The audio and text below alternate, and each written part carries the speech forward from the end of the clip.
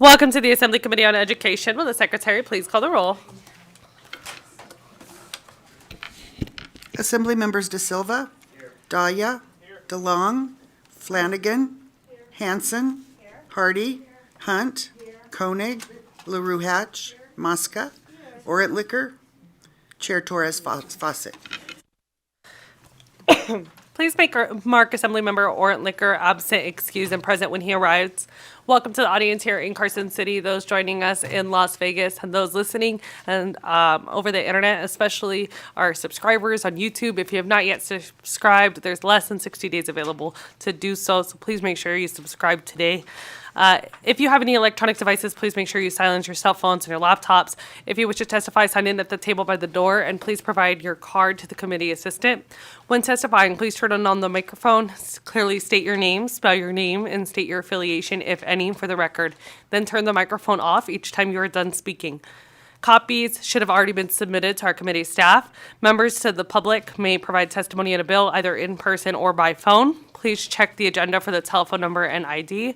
Meeting agenda and committee information is available on Nellis, which can be accessed through the legislature's website. You may also watch our meetings through Nellis or the legislature's YouTube channel. Public comment will be taken at the end of the meeting. Each person will be limited to 2 minutes. We expect courtesy and respect in our interactions during the meeting, even if we do not agree with one another. This is a deadline week, so we may have members that need to be excused for bill presentations or work sessions. Please do not take that as a sign of disrespect or inattention. We just have a lot of different hearings going on at one time. Committee members will also be using their laptops to view those handouts. For the public, we are going to go out of order today. So first we will start with our work session, then we'll hear AB 495, then we will hear AB 426, then we will hear AB 464, and we will end with AB 532. So we will go ahead and go out of order today, just so members are aware. So we will go ahead and start today with the work session. So I'll go ahead and pass it over to Ms. Lower. Thank you, Chair. Kelly Lower, Committee Policy Analyst. The first measure on work session is Assembly Bill 328, which establishes the Commission on Racial Equity and Social Justice. This bill is sponsored by Assemblymember De Silva, and the committee heard this measure on March 20th. Assemblymember De Silva proposed the following amendments. 1, add Senator Neal as primary co-sponsor. 2, rename the Commission on Racial Equity and Social Justice to the Nevada Commission to study and develop policy recommendations for African Americans. 3, establish the Commission as a subcommittee of the Joint Interim Standing Committee on Education during the 2025-2027 interim, with the chair and vice chair and membership of the commission to be appointed by the chair of the Joint Interim Standing Committee on Education. 4, ensure the commission complies with all rules relating to subcommittees of Joint Interim Standing Committees. 5, remove the provision prohibiting a commission member from holding public office. 6, provide for the appointment of non-legislative commission members from lists provided by the president of the University of Nevada, Reno, and the president of the University of Nevada, Las Vegas, and provide for the appointment of certain legislative members by the Senate Majority Leader, the Speaker of the Assembly, the Senate Minority Leader, and the Assembly Minority Leader. The appointing authority is required to consider the members' policy and professional experience and their background in interrelated disciplines and subject matters, in addition to their experience in the fields of African American studies and reparatory justice. And 7, require the Commission to develop specific policy recommendations to address concerns that may arise from the course of the Commission's study.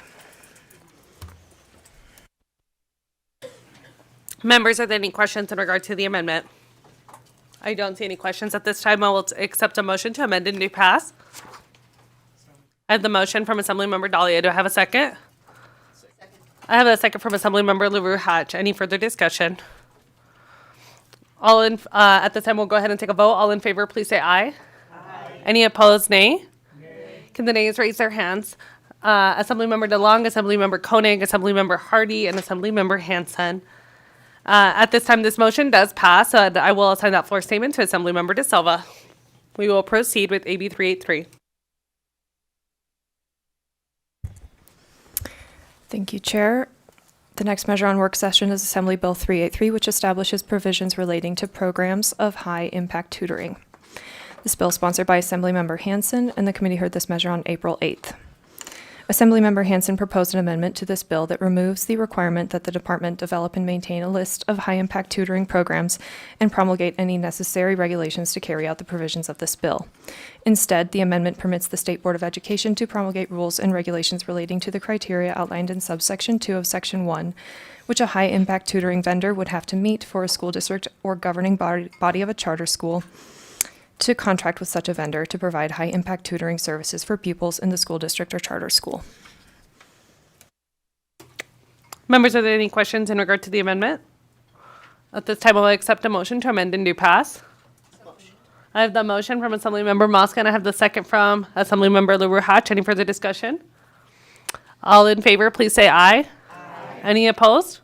This motion does carry and pass unanimously, and I'll sign that floor statement to Assemblymember Hansen. Congrats. The next measure on work session is Assembly Bill 406, which makes various changes relating to health. This bill is sponsored by Assemblymember Jackson. The committee heard this measure on April 3rd. Assemblymember Jackson proposed an amendment making the following changes. 1, delete Section 1 and Sections 3 through 6 of the bill that relate to excused school absences for mental and behavioral health and the display of certain information by public schools relating to mental and behavioral health services. And 2, clarify that schools may not use artificial intelligence to perform the duties and functions of a school counselor, psychologist, or social worker relating to mental health counseling, and that school counselors, psychologists, and social workers may use artificial intelligence to perform other duties such as administrative tasks, analyzing data, and managing notes and records. Members, are there any questions in regard to the amendment? Seeing none, at this time I'll accept a motion to amend and do pass. I have the motion from Assemblymember LaRue Hatch, and I have the second from Assemblymember De Silva. Any further discussion? All in favor, please say aye. Aye. Any opposed? This motion does carry and pass unanimous. I have an opposition. I apologize. And the nay is from Assemblymember Ortlicker. And then I will assign that floor statement to Assemblymember Jackson. Congrats.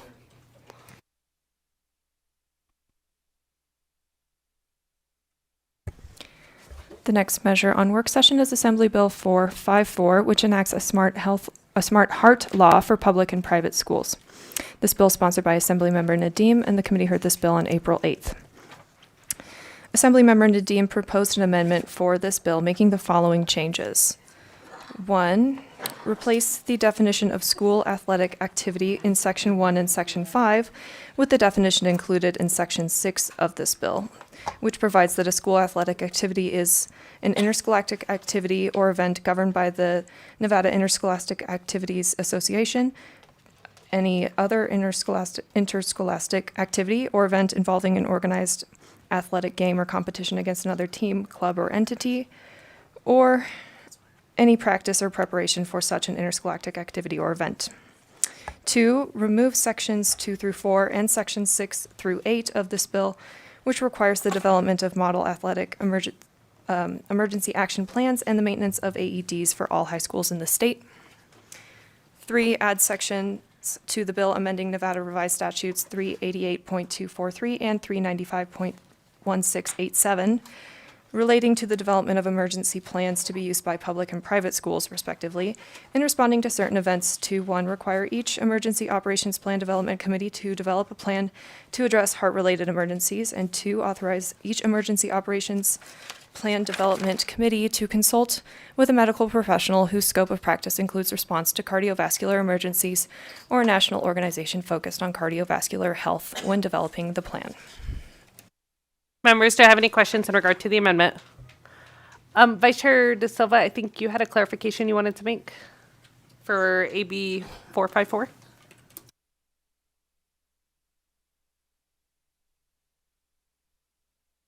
So yes, thank you, Chair. There was, this is again a bill that we've been working on diligently. So many different interests have been participating in this, but there was a clarifying point they want to make. I believe that the amendment is going to be addressing this. Is that the fact that this is going to be pertaining only to the school personnel, so coaches and staff who are part of the actual coaching apparatus. It won't be pertaining to teachers who are attending games. It won't be pertaining to student trainers who may be working as part of the team but are not actual professionals at the school. Thank you. So I think what you're intending to propose is an additional amendment that clarifies that term. And I know that legal can capture that, and just making sure that it is applicable to like maybe the trainers that are part of the team. So for example, the physical trainer, the athletic trainer that might be, that attends every game, but they should obviously be AED certified. I think coaches, assistant coaches, those personnel, but then just make sure we tighten that language in section 1. Is that the clarification? Yes, that's correct, Chair. Thank you. All right, thank you. At this time, we'll go ahead and add that into the amendments that are suggested here. Members, do I have any further clarifications or questions? Yes, go ahead. Thank you, Chair. Just with that adding amendment, I just want to clarify your concern that you expressed. If I'm a teacher attending one of these events, I am not now required to be part of this team or to be trained or to be liable for anything that happened. Thank you for that clarification, Assemblymember Lewer Hatch. It's good to have on the record. And the intent of this piece of legislation is not to include those teachers attending the game, only those that are working one-on-one with the team, providing that support. So we'll make sure that that is clarified with the amendment language. Thank you. Thank you for that. So at this time, I'll go ahead and entertain a motion to amend and do pass. Oh, everybody. I'll go ahead and assign it to Assemblymember Mosca. Do I have a second? I have a second from Assemblymember Hunt. Any further discussion? All in favor, please say aye. Any opposed? This motion does carry and pass unanimously, and I'll assign that floor statement to Assemblymember Nadeem.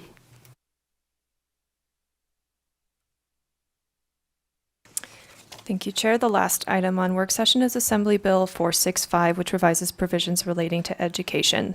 This bill is sponsored by Assemblymember Miller, and the committee heard this bill on April 1st. Assemblymember Miller proposed an amendment for this measure which removes all existing language from the bill and provides that a school district, charter school, or institution of higher education in this state is immune from civil liability if the school district, charter school, or institution of higher education develops, implements, and enforces a comprehensive policy that includes a protocol detailing specific steps to follow in responding to disclosure of harassment by students or staff members. The policy must include clear procedures to address grievances of a complainant without exposing them to unreasonable risk, effort, or expense, a robust plan on delivering supportive measures to complainants within 3 days regardless of whether the complainant requested an investigation, and other necessary, prompt, and appropriate corrective action designed to stop the harassment, prevent its reoccurrence, and remedy its effects. Supportive measures may include 1. Adjusting course schedules and providing accommodations for assignments or examinations, 2. Complying with no contact orders, 3. Providing school counseling services for adjusting activities or employment, 5. Providing a list of community service providers, 6. Preserving eligibility for leadership positions, scholarships, and other education programs or activities, regardless of requirements concerning attendance or grade point averages, 7. Excusing recommended absences and employee leaves of absence, or 8. Increasing monitoring or supervision at locations or during activities where the harassment is alleged to have occurred. Thank you, members. Is there any questions in regard to the amendment? I just want to thank the Assembly member. I know you had to do a lot of work in order for us to get to this place, and I know that this is a good partnership with all of the stakeholders. I think sometimes when nobody leaves happy, you have a good bill. So at this time, we'll go ahead and entertain a motion to amend and do pass AB 465. I have the motion from Assemblymember Flanagan. Do I have a second? I have the second from Assemblymember Hunt. Any further discussion? All in favor, please say aye. Any opposed? This motion does carry and pass unanimously. I'll sign that floor statement to Assemblymember Miller. 1 minute recess.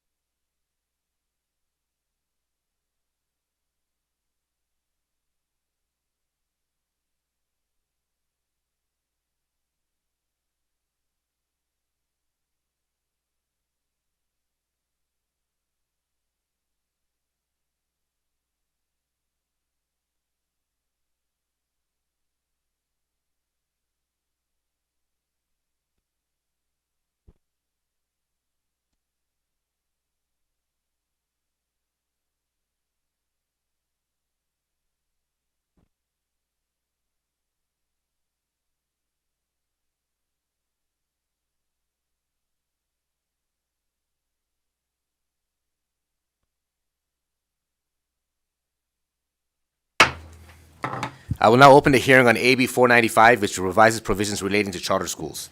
To present this measure, we have Chair Torres Fawcett. Please, Chair, go ahead when you're ready.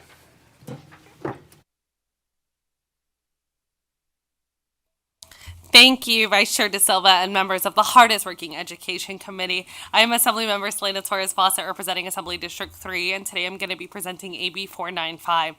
AB 495 as amended, and members, I apologize for the tardiness of this amendment. It's obviously the end of this first deadline, and so it's been definitely a rush to get things in, so I apologize for the tardiness. But in front of you, we have Amendment 4495, and there are two parts of this amendment, as you will note in the document that is attached. That being said, AB 495 as amended, which requires the state to review the existing statewide system of accountability for public schools, the Nevada State Performance Framework. As you all know, this framework assigns a ranking to all public schools based on 5 categories. So for many of us, we call that the STAR system that we use to engage with schools. Each measure aligns with the federal accountability requirements for funding established by ESSA, the Elementary and Secondary Education Act of 1965. In almost every conversation I have had with educators and school leaders, they've addressed the challenges with the current NSPF. The current NSPF has several considerations, including chronic absenteeism, academic proficiency, academic growth, ELL performance on the WIDA. One of the criticisms that educators constantly mention is that the current system does not adequately weigh academic proficiency or academic growth. For example, a school that may have significant academic growth in their school may still perform low with the current framework because their kids are not proficient. With the amendments, this bill allows for public charter schools that are a Star 1 school with the current NSPF to have a temporary pause from closure while the framework is being reviewed if they meet specific requirements that demonstrate that they can demonstrate growth in their students' academic achievement.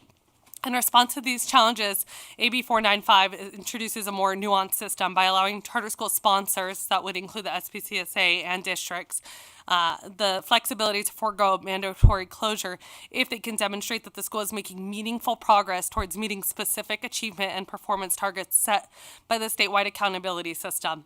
This change acknowledges that schools operating under difficult conditions, such as high transiency rates, pandemic-related disruptions, or serving economically disadvantaged student populations, may not fully capture their potential through the current performance metric. The new provision intends not only to prevent the abrupt shutdown of schools that are on an upward trajectory, but also to stabilize the educational pathways for students who would otherwise face significant disruptions while their school is forced to close abruptly. At this time, I will go ahead and give a bill summary for this measure, including the proposed amendment. The proposed amendment states that the Nevada Department of Education will convene an advisory group. And I'm talking about this amendment kind of backwards, and I apologize for that.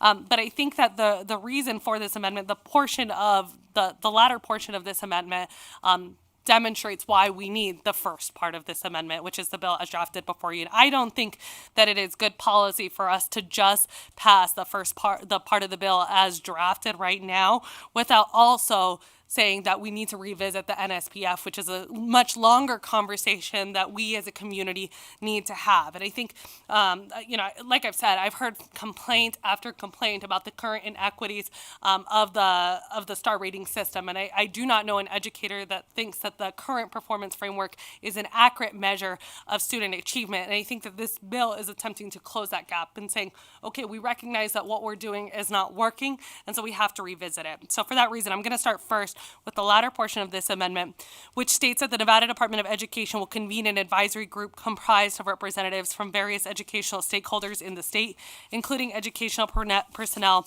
subject matter experts, NDE representatives, students, parents, and education association representatives. The results of this review must inform the creation of the Nevada School Performance Framework that at a minimum aligns with an NVAX, reflects real-life milestones with statewide outcomes necessary to advance individual economic mobility, aims to boost enrollment for credit-bearing post-secondary coursework and access to in-demand livable wage careers, does not increase reporting burdens, and aligns with existing efficiency initiatives. The NDE shall contract with an individual or entity with subject matter expertise in education accountability and frameworks to manage all all aspects of this work for a cost not to exceed $250,000 each year of the biennium. Additionally, NDE must make every effort to obtain approval necessary from the United States Department of Education to ensure that the statewide system of accountability for public schools complies with all federal requirements. Under the current performance framework, it is very difficult for a 1 or 2-star school to rise to a 3. This is incredibly challenging for Title I schools in particular, where statewide 80% are 1 or 2 stars, and almost 60% of Title I schools are charter of, and almost 60% of Title I charter schools are 1 or 2 stars. There are examples of schools that have outperformed the majority of other schools and remain the lowest star rating school categories. The NSPF has challenges that can impact schools, and it is the intent of this bill to address these challenges during the interim. In the second part of the amendment, there is an opportunity for charter schools that are demonstrating growth to continue for up to 2 academic years using objective criteria. We want to emphasize that this is a temporary solution to ensure that schools that are doing what is needed to improve are able to remain in the community and continue to serve students and families. Any public charter school that continues to receive 1-star ratings after this temporary period will be held accountable under the current NRS. 22 index points on the NSPF is 5 total points below a 2-star school for elementary and high schools. It is the top quartile of 1-star schools. We're using that as a baseline for the schools showing growth to continue. For middle schools, the number is 24 because a 2-star middle school is 29 points. So it's within 5 points of whatever that 2nd-star category would be. Schools that meet the point benchmark will be allowed to continue. Additionally, there are schools that have scores below 22 points but have shown dramatic improvement. To recognize the achievements of those schools for this temporary period, any school that scores between 15 and 22 points but achieves a 23% increase on the NSPF from the previous NSPF will be allowed to continue. For middle school, it would be between 17 and 24 points and a 23% increase. This is a prudent approach that preserves accountability while providing a lifeline for schools that are demonstrating growth. So at this time, I stand ready to answer any questions in regards to AB 495. Thank you, Chair. Committee members, any questions? Assemblymember LaRue Hatch. Thank you so much, Vice Chair. And I think I have 2, but I'm happy to start with 1 and come back. Thank you, Chair, for presenting this bill. You know, as an educator, I cannot tell you how frustrated I am with NSPF and how much it hurts, I think, our Title I schools and our schools that are really doing positive work because of outside factors that we can't control. So I appreciate that tremendously. My question is, I think this is probably just a typo, so I just wanted to clarify. On the first part of the amendment, it says for an elementary or high school, 22 total index points under. It's 22 total index points or higher. Is that correct? Yes. Okay. And same thing for B, the school achieved 23% increase. You're saying at least a 23, right? Not exactly 23. Assemblymember Torres Fawcett, for the record, thank you. That's a great catch. Yeah. Yes. Okay. To clarify, yes, it's supposed to be 22 or higher, not 22 or under. Okay. Perfect. Thank you. Vice Chair, I have another question, but I'm happy to come back or I can go now. Okay.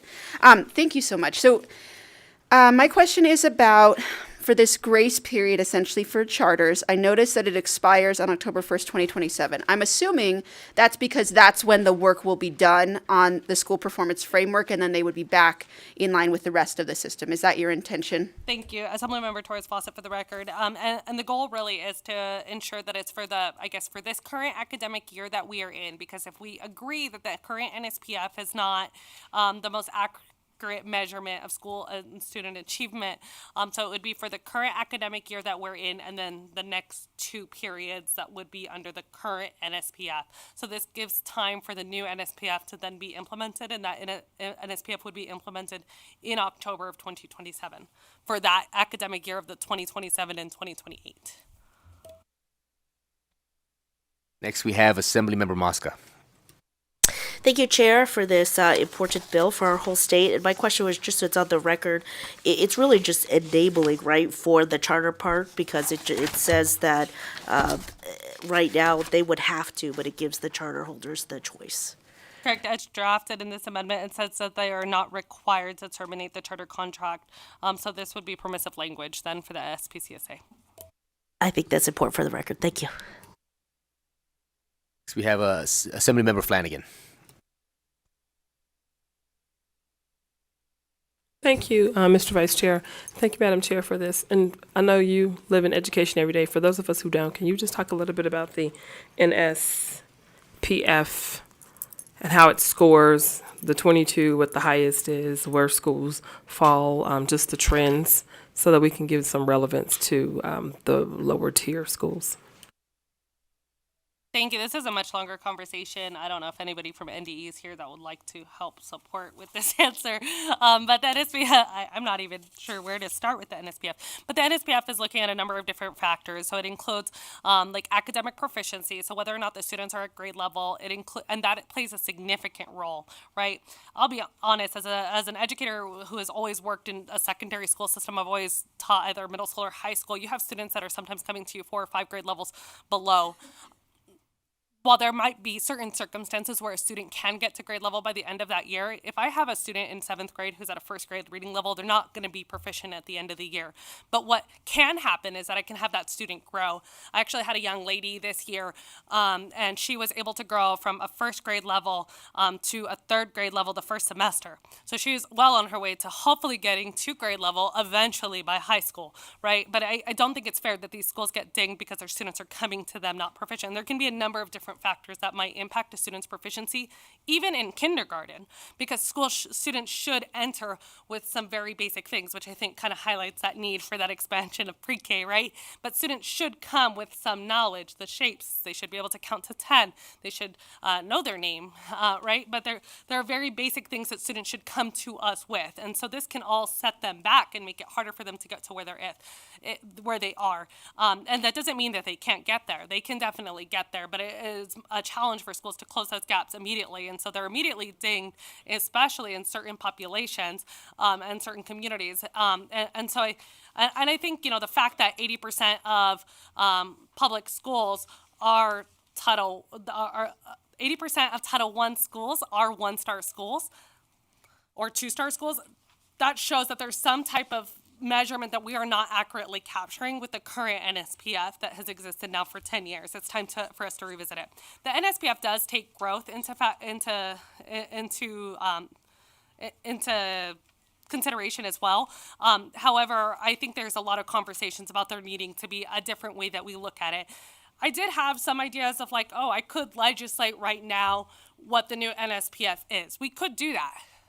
I do not think that is a conversation that should have without some type of like public conversation. And that is historically what we have done here in Nevada. I don't think it would be appropriate for me to just legislate the NSPF. I think it should come from public conversations and stakeholders like the ones that are listed here for us to have.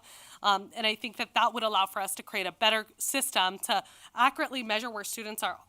And, that might mean that we have 2 different forms of the NSPF. We have one that's looking at growth and one that's focused on proficiency and programming.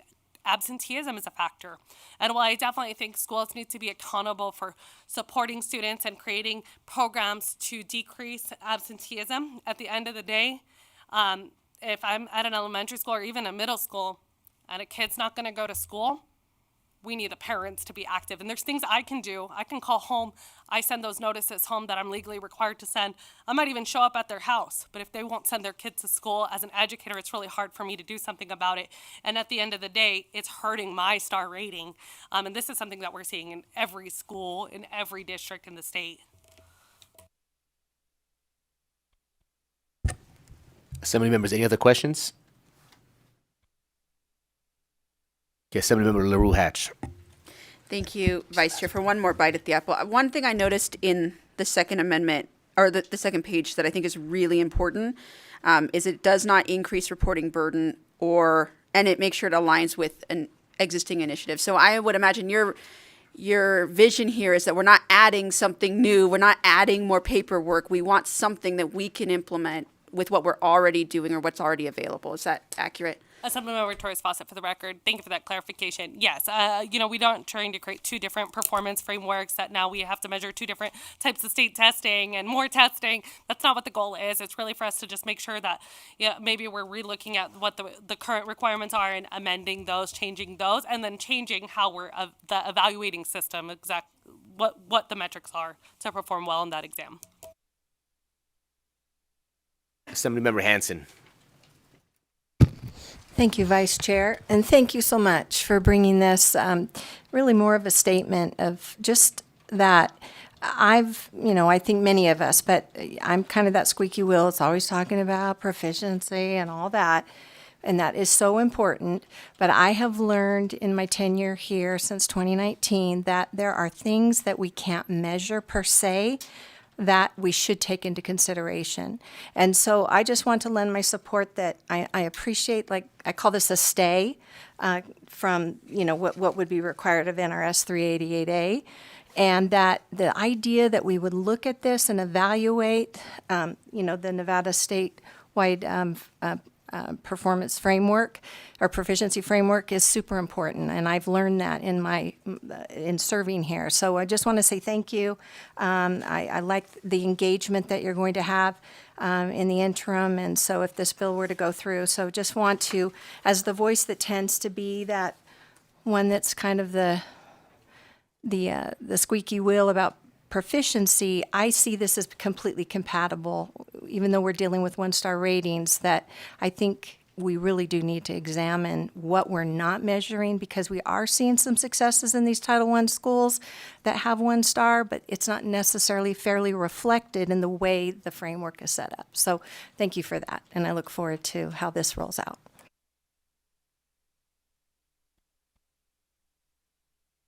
I think that's it with the questions. Thank you, Chair Torres Fawcett. Next, we will hear testimony on this bill. Testimony will be limited to 20-minute windows for support, opposition, and neutral, with 2 minutes per person.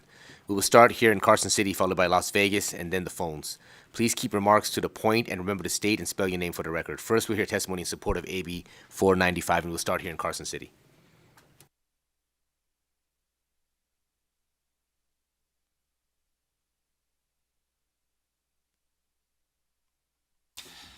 Hello and good afternoon, Vice Chair and members of the committee. For the record, Trevor Parrish with the Vegas Chamber, spelled P-A-R-R-I-S-H. The Chamber is in support of AB 495 as it allows for charter schools to continue the progress that they are making despite potential setbacks that paint an inaccurate depiction of school performance. The current system in place for restructuring charter schools that are progressing is disruptive and could be harmful for students. AB 495 ensures that charter schools can continue serving our students to the best of their ability. Thank you so much for your consideration of this measure. Thanks. Good afternoon, Vice Chair Da Silva, members of the committee. My name is Eduardo Martinez with Western Public Affairs, here on behalf of the Charter School Association of Nevada, and we appreciate the intent of AB 495 to provide sponsors with flexibility when schools are demonstrating progress, and we support the proposed amendment to include both a sunset provision and a review committee. At the same time, we want to reaffirm our commitment to a strong accountability. The State Public Charter School Authority remains responsible for evaluating the full picture, academic and financial and organizational, and we continue to support school closures when they are in the best interest of the students. We see AB 495 as a tool that provides thoughtful discretion, but one that must be paired with a rigorous, data-driven approach to oversight. Thank you. Andrea Morency, A-N-D-R-E-A-M-O-R-E-N-C-Y, representing the Honors Academy of Literature for the record. Good afternoon, Assembly members. Thank you for allowing me to speak. My name is Andy Morency, and I'm the principal and founder of the Honors Academy of Literature, a small Title I school serving 225 K-8 students in Nevada with excellence for years. Today, I'm here to share concerns about the NSPF Nevada Performance Framework and its disproportionate impact on small schools like ours. Our school has a long history of success based on years of 4- and 5-star ratings, pre-pandemic, and some non-success at 1 and 2 stars, with little difference in curriculum, teaching staff, or students. This volatility is caused by our small N size and can be seen playing out across the state in small schools. Our small school has 75 elementary students who are tested and 75 middle school students who are tested. These students learn together in the same environment with consistent teaching staff and are demographically very the same, yet our elementary school earned 1 star and our middle school earned 3 stars. We're now facing the unimaginable potential closure. Let us be clear, we believe in holding schools accountable to high standards. We welcome accountability and stand by the importance of measuring students and school performance. However, the measurement tool must be accurate and fair. Unfortunately for small schools, the NSPF introduced significant error and dramatically skews results. This volatility does not reflect the quality education we provide. It reflects statistical noise. These star ratings are not just numbers. They determine the fate of our school, the trust of our families, and the opportunities for our students. We're not asking to be excused for accountability. We're asking for time. We're confident that through thoughtful revision and consideration of small schools in the NSPF, it can yield accurate and meaningful results. The reality is that our students are thriving. Our families know this. Our data over the years proves this. But 2 years of volatile results due to small n size could erase all of a decade's work and success. Thank you for your consideration. Hello, my name is Michelle Kern. Michelle is Michelle. Kern is Kirn. Good afternoon, Chair and members of the Assembly. Thank you for the opportunity to speak today. My name is Michelle Kern, and I'm a special education teacher at Honors Academy of Literature with Dr. Morency, located in Reno. I'm here to talk about the urgent need for changes in how we approach school accountability and when considering the impact on students, particularly for students with disabilities. Let me share a story about one of our students. Let's call him Brian. So Brian struggles deeply with pressure and with expectations of standardized tests. 2 days ago, after lunch, we talked about breaking his test into smaller steps. I encouraged him to try to do maybe 10 to 12 questions, and he agreed he would try, but he doubted that he could manage it. He was able to log in, but after the very first question, he was overwhelmed. He began pulling on his eyebrows. He was visibly stressed, so I gently reminded him that he could skip questions and just return to them later. And then what happened next broke my heart. Brian attempted to use the strings on his hoodie as a way to strangle himself, not once, but multiple times. And I intervened and I asked if there was any way I could help, but this only escalated his frustration. He pushed the computer away. He said, "It's not okay. I'm never going to be able to do anything that's important." And he rushed out of my room. I was able to find him on the stairs. He was teary-eyed and overly defeated. After some coaxing, I was able to have Brian return to my classroom, and we agreed that we were going to end the test for the day. As I exited the test for him, I asked him if there was anything he could think of that would maybe make this less difficult. He simply said no. So I shared this story with our principal and asked her what we could do. Brian will not complete the SBAC test, which is the Smarter Balanced Assessment Contortion, our state reference test. And as a result, he will be scored as a level 1. So this will have significant impact on our school's index score and our star rating, which at our school is very much top of mind for all of us because we could be facing potential closure after next year due to the 3 consecutive years of our star rating within our elementary school. So regardless of knowing the outcome of... Ma'am, your 2 minutes are up. Would you be able to submit your comments to the In committee? closing,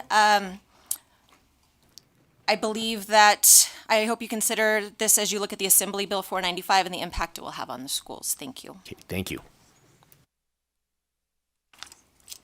Good afternoon, Chair and members of the committee. For the record, my name is Holly Neal, Hollylneal. I am a teacher at the Honors Academy of Literature, but I am also a mother of a 10-year-old scholar. My son is highly curious. He's funny, energetic. He's kind and thoughtful and empathetic, but he also has significant struggles with learning in traditional ways. Reading and writing have been a challenge for him throughout his years in school, and he qualified for special education. While he continues to make progress and growth, he is not on grade level with his peers and receives continued support and instruction from our special education teacher, as well as speech and OT, occupational therapy services. As a parent of a child with an IEP, an individualized education plan, I just want to take a moment to thank this incredible school and its dedicated staff. It's no accident that our school has one of the highest percentages of students with IEPs in the state. From day one, my child has been met with patience, understanding, and a true commitment to helping him thrive, not just academically, but emotionally and socially too. The communication, the individualized support, and the way every teacher and our entire staff works as a team has made such a difference in his life. My child feels seen, supported, and confident, and that means everything to me as his mother. The school doesn't just accommodate differences, it celebrates them. And for that, I am truly grateful. I appreciate the committee's consideration in providing some flexibility for schools like ours so that we can continue to serve kids like mine. Thank you. Thank you, Chair. Assembly members, for the record, Eddie Ableser, ABLESER, on behalf of Academica Nevada. We're really excited that this topic was brought up in front of you all today. I think there's some really important points in support of Assembly Bill and the amendment as it comes. One of the things I want to identify in 2019, when this legislature created the strategic framework, which was a really great compromise and debated issue, what it did is it set strong, strict accountability standards for many of our public charter schools throughout the state. As a result, if you look at any national rankings, Nevada is second according to National Alliance. We're ninth according to Stanford's Credo Institute on public charter school accountability, performance, and outcomes. And that's as a result of many of the thoughtful legislation that you put forth. I do want to identify that recently, as a result of the NSPF and the changes at the Accountability and Assessment Division within the Department of Education, schools, all of our schools, were shocked at the changes around the star rating. And that was because they created a moving metric that schools were not aware of in the beginning, and then they changed it mid-course. And so affording the changes and the flexibility by authorizers, which this bill does, I think allows for that conversation to continue and not hold all schools accountable, because only public charter schools are the ones that get closed down if that star rating dips down. And this allows for that opportunity by the authorizer to make those changes when necessary, which I don't think was contemplated back in 2019. And so we appreciate the work that you all are doing, and Chair Torres Fawcett for bringing this bill forward. Thank you. Okay, this time we'll go for support testimony in Las Vegas. Good afternoon, Vice Chair De Silva, members of the committee. I'm Anthony Curry, Director of Advocacy and Public Policy for Opportunity 180, a nonprofit organization working towards a North Star of every kid graduating high school, college, and career ready, prepared to live the life they dream. Through our work, we support innovative, high potential charter schools that serve zip codes and student populations that have historically had the least access to opportunities for high quality education experiences. We support AB 495 because it will create a clear standard for public charter schools to continue operations as long as they are making measurable strides in improving student performance. Furthermore, the committee created by the conceptual amendment will begin a much needed review of the NSPF. We look forward to working with the committee to ensure that the updated metrics support improved life outcomes and are aligned to college and career success indicators such as the ACT and industry-based credentials. This bill will give schools additional time to demonstrate progress and additional evidence-based ways to demonstrate that progress, providing these schools with an accountability-driven opportunity to illustrate how they impact kids, families, and the community. For these reasons, we support AB 495. Thanks.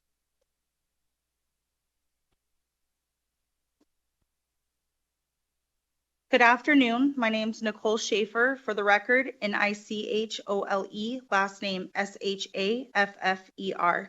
I'm here today on behalf of Imagine Schools. Imagine School at Mountain View has been serving families for 14 years, a 3 to 5 star school consistently for 10 of them. We currently do have a 6th grade standalone that is a 3-star school.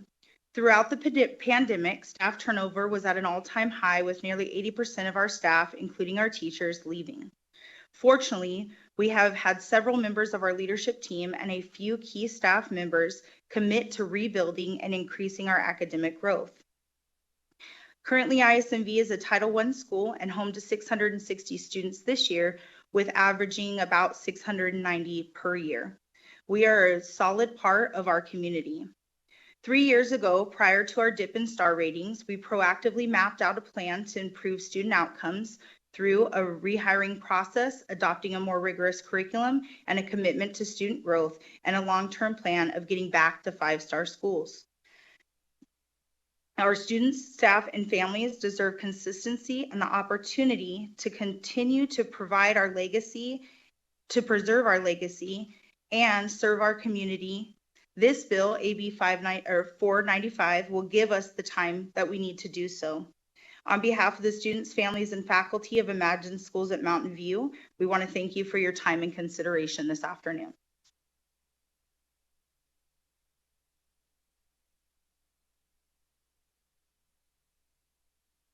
Janelle Veith, Janelle, Veith, Veith. Chair Torres Fawcett, Vice Chair De Silva, and members of the Assembly Education Committee. My name is Janelle Veith. I proudly serve as principal of Quest Academy, a K-8 charter school in Vegas. I appreciate the opportunity to testify with strong support of this Assembly bill and amendment that gives academic benchmarks and a statewide accountability review with input from my diverse advisory group that's essential to reflect equity, nuance, and student growth. We support accountability, and AB 495 gives authorizers the discretion to keep a school open when measurable progress is being made. That flexibility is essentially critical for schools like Quest that serves 100% free and reduced lunch, with the majority of whom are Black and from historically underserved communities, and also has a small N size. Our elementary school is one that is currently being impacted by this provision, but more will follow, with 30% of schools receiving 1 stars each year. This burden falls disproportionately on charters, which similarly rated district schools face no closure threat. That's not equitable, and it hurts morale, community trust, and teacher retention. Despite this, Quest excels. Our long-term 8th grade students outperform state proficiencies in ELA, math, and science, and 0 received a 1 on SBAC. 26% of our students are in the top 20% of growth, while only 12% are in the bottom 20% of growth. And our 4th and 5th grade students come behind. 90% of our new students come 2 or more grade levels behind when they enroll because schools weren't meeting their needs. But the accountability system doesn't reflect this progress. The point allocation tables penalize schools whose students start significantly behind, regardless of how much growth they make. Consider of the 775 rated schools, 232 are 1 star, and 204 of those are Title I. That's 88% of 1-star schools, despite Title I making up less than 60% of the total. The system wasn't built to account for this kind of imbalance. Quest Elementary is not CSI, TSI, or ATSI. We're not even in the bottom 20%, and our middle school is in the top 3rd statewide.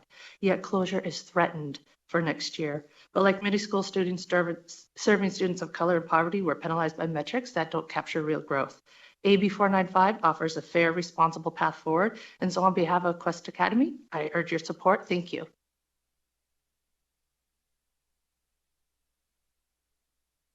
Okay, seeing no more testimonies in Las Vegas, we'll go to the phone lines. AVH, can we check the phone lines for testimony and support? If you would like to testify in support of Assembly Bill 495, please press star 9 or raise hand in Zoom now to join the queue.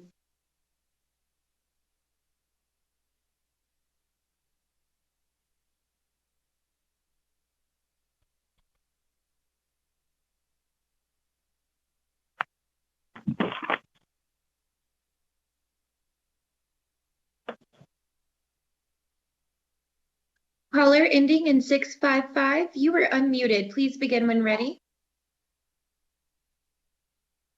Hi, hello, Chair Torres Fawcett, Vice Chair De Silva, and members of the Assembly Education Committee. For the record, my name is Sandra Kinney, Kinne, and I serve as the founder and executive director at Sage Collegiate Public Charter School. I appreciate the opportunity to testify today in strong support of Assembly Bill 495, along with a proposed amendment to include a sunset provision. AB 495 addresses an important challenge in our state's accountability system by giving sponsors the discretion to keep a charter school open if it is showing real progress, even when its overall ratings have been low. This is especially important for schools serving historically underserved students like ours, where 83% of our scholars qualify for free or reduced lunch, which is a proxy for poverty. Our growth may not be immediately reflected in our school ratings, but it is still meaningful and measurable. And I would like to highlight a few key reasons why this legislation is necessary and beneficial. For your information, we're in our 3rd year of operations. When we opened in 22-23 with kindergarten through 5th grade, almost every one of our 5th graders was 2 to 3 years behind where they needed to be. The impact of the pandemic and not being in school was felt. As I mentioned, 83% of our students qualify for free and reduced lunch, and almost all of our kindergartners that we have currently, almost none of them have had pre-K opportunities. There is a real need to provide additional time and opportunity for our students to catch up with where they should be. And I'm not against high standards at all. In fact, I'm often told my standards are too high, but we need time to get our students where they are. And one of the biggest factors, and I appreciate the chairwoman naming this in her opening remarks, is that chronic absenteeism rate in the state's NSPS is a critical piece of why our star ratings is where it is. We've been able to cut our chronic absentee rating in half over the last 3 years, but it's still hovering around 20%, and we cannot get that to budge. And we all know that if students are not in their seats, they're not learning. And that is our biggest challenge right now, is getting students in their seats so that they can have the opportunity to learn and to make up that opportunity and achievement gap that is so prevalent in our communities. I very strongly support this bill, and I appreciate the time and consideration. Thank you so much.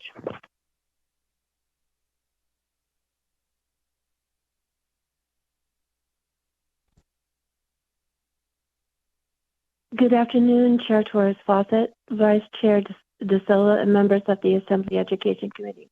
For the record, my name is Connie Malin, Malin, and I serve as the Chief Educational Officer at Innovations International Charter School of Nevada in Las Vegas.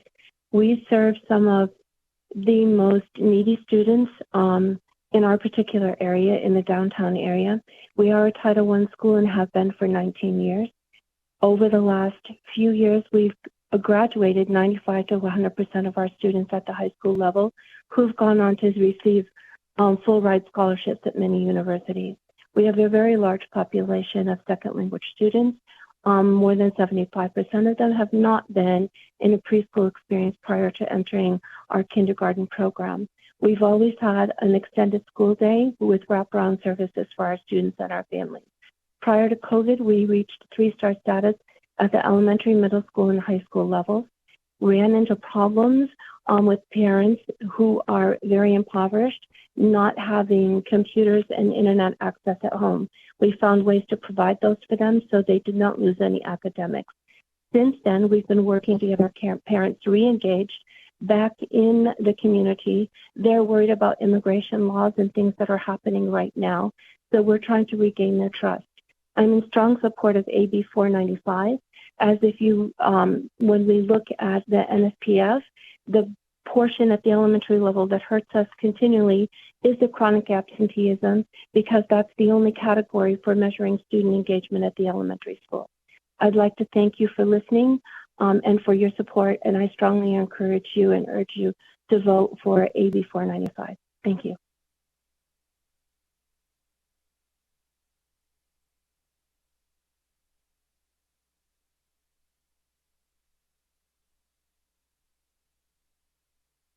Hello, Chair Torres Fawcett, Vice Chair De Silva, and members of the Assembly Education Committee.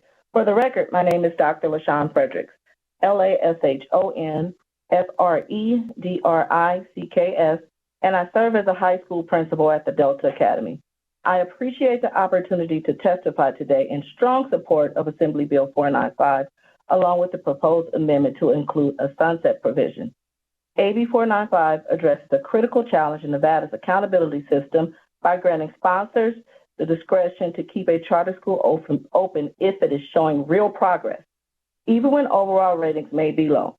This flexibility is especially important for schools serving historically underserved students, where growth may not be immediately reflected in the standard school rating, but remains both meaningful and measurable. The Delta Academy has been operational for 18 years and continues to serve as a stable, high-quality educational option for students in our community. Despite receiving an influx of failing and struggling students from CCSD schools, the Delta Academy has not only continued to thrive, but has outperformed most surrounding schools. Under the leadership of Principal Austin Congleton, the Delta Academy Middle School is currently ranked number 2 out of 12 surrounding schools, according to the NSPF framework. Under my principalship, the Delta Academy High School has achieved the number 1 ranking out of 8 alternative schools, 5 of which are CCSD schools based on alternative performance framework.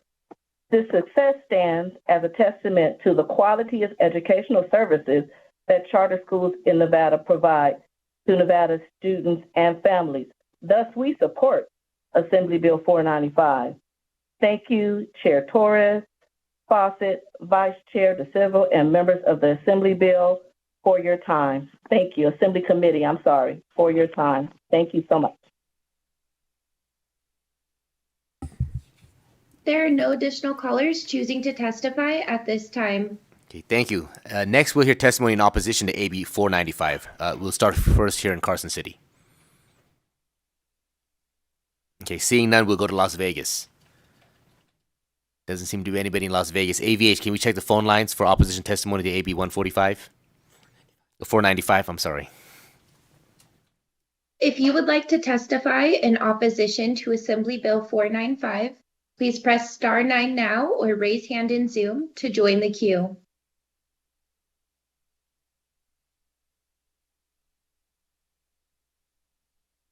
There are no callers choosing to testify at this time. Thank you. Next, we'll go to testimony in neutral on AB 495, starting here in Carson City.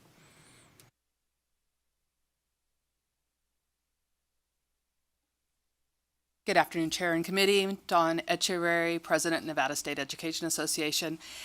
To be honest, when we walked in the room today, I was in opposition to the bill, wanting to hold charter schools to the same accountability as public schools, but with the Assembly members' amendment to rework and relook at the NSPF, we are highly in support of that. So we will be taking time to reevaluate this bill, and we thank you. Peter Zutz, Department of Education, Office of Assessment, Data, and Accountability Management. We're here to testify in neutral and answer any questions the committee may have. Thank you.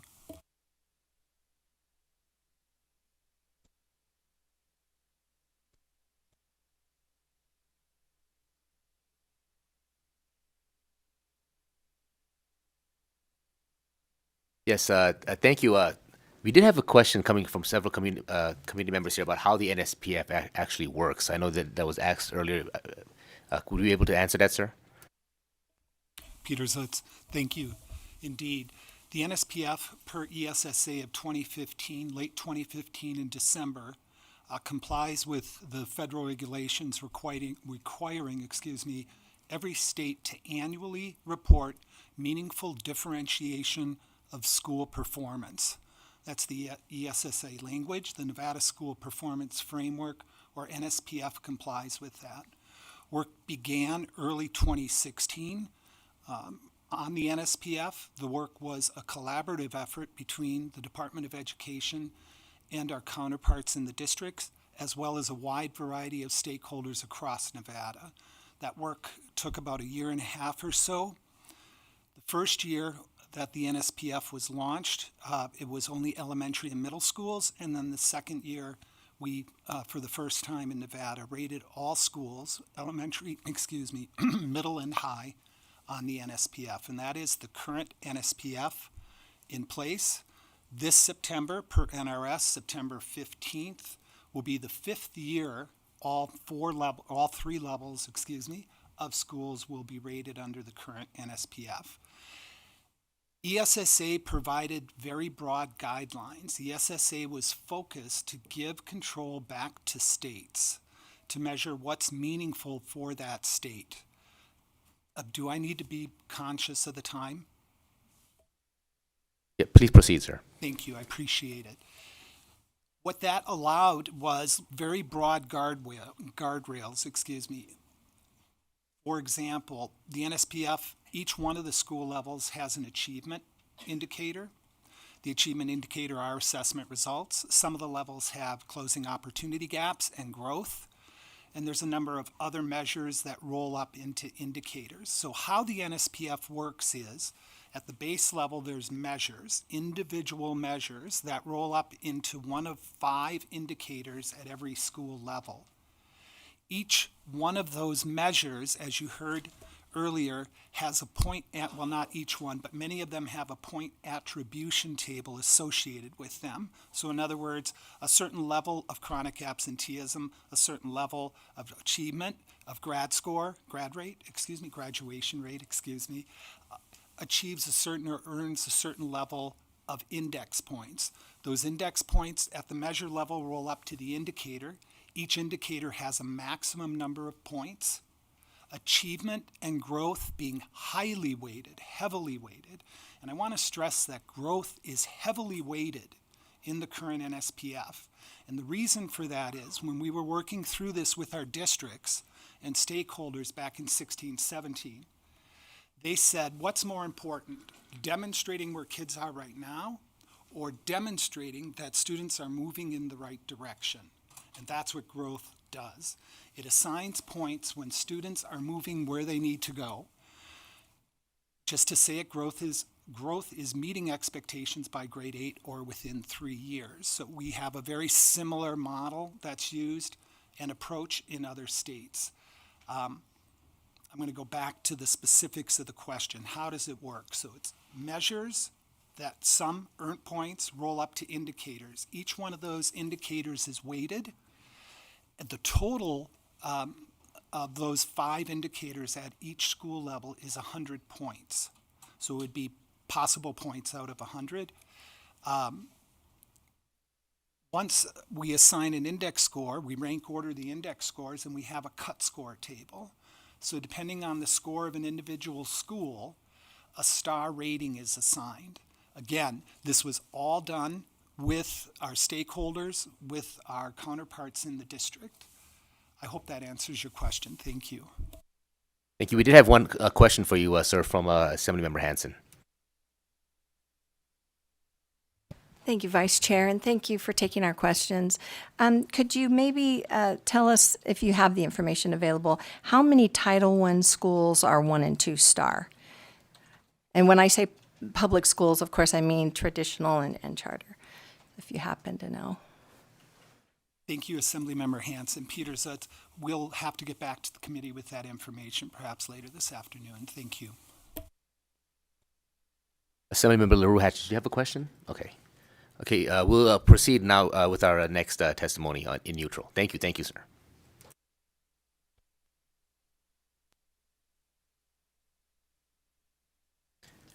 Okay, seeing nobody in Carson City, we'll go to Las Vegas for testimony in neutral. Seeing nobody in Las Vegas, we'll go to the phone lines. AVH, can we check the phone lines for testimony in neutral on AB 495? If you would like to testify in neutral for Assembly Bill 495, please press star 9 or raise hand in Zoom to join the queue.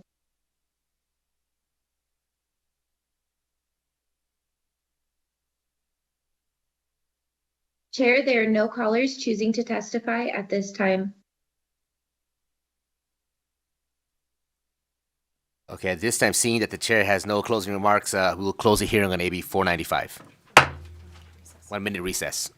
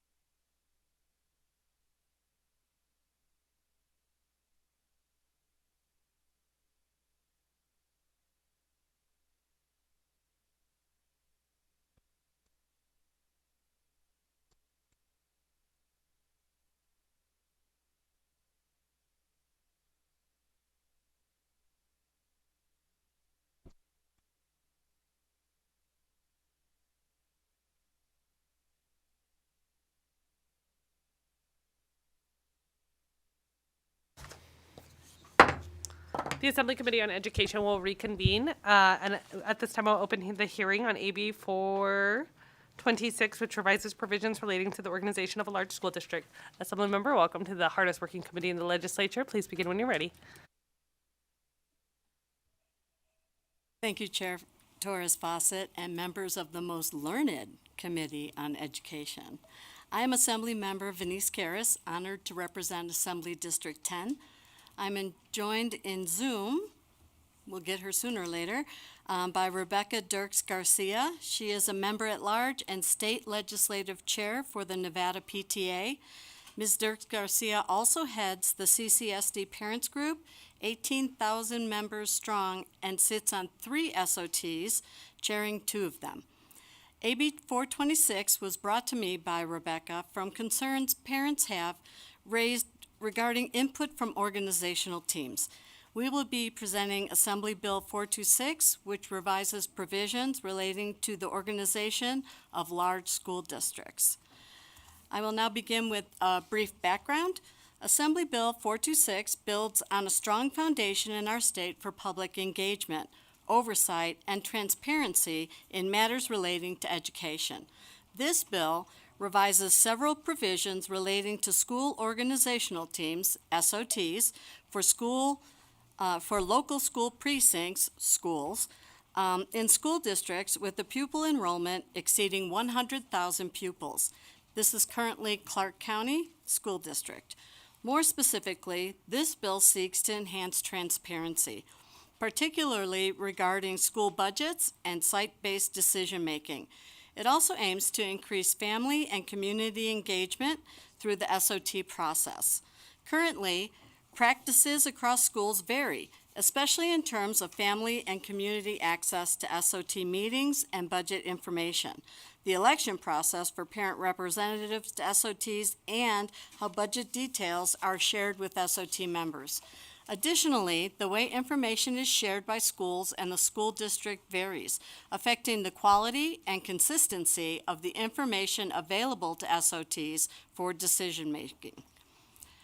Chair, with your permission, Rebecca will walk through the key provisions of the bill that are affected by the opposed amendment, so we can save some time for the committee. We won't go through the entire bill.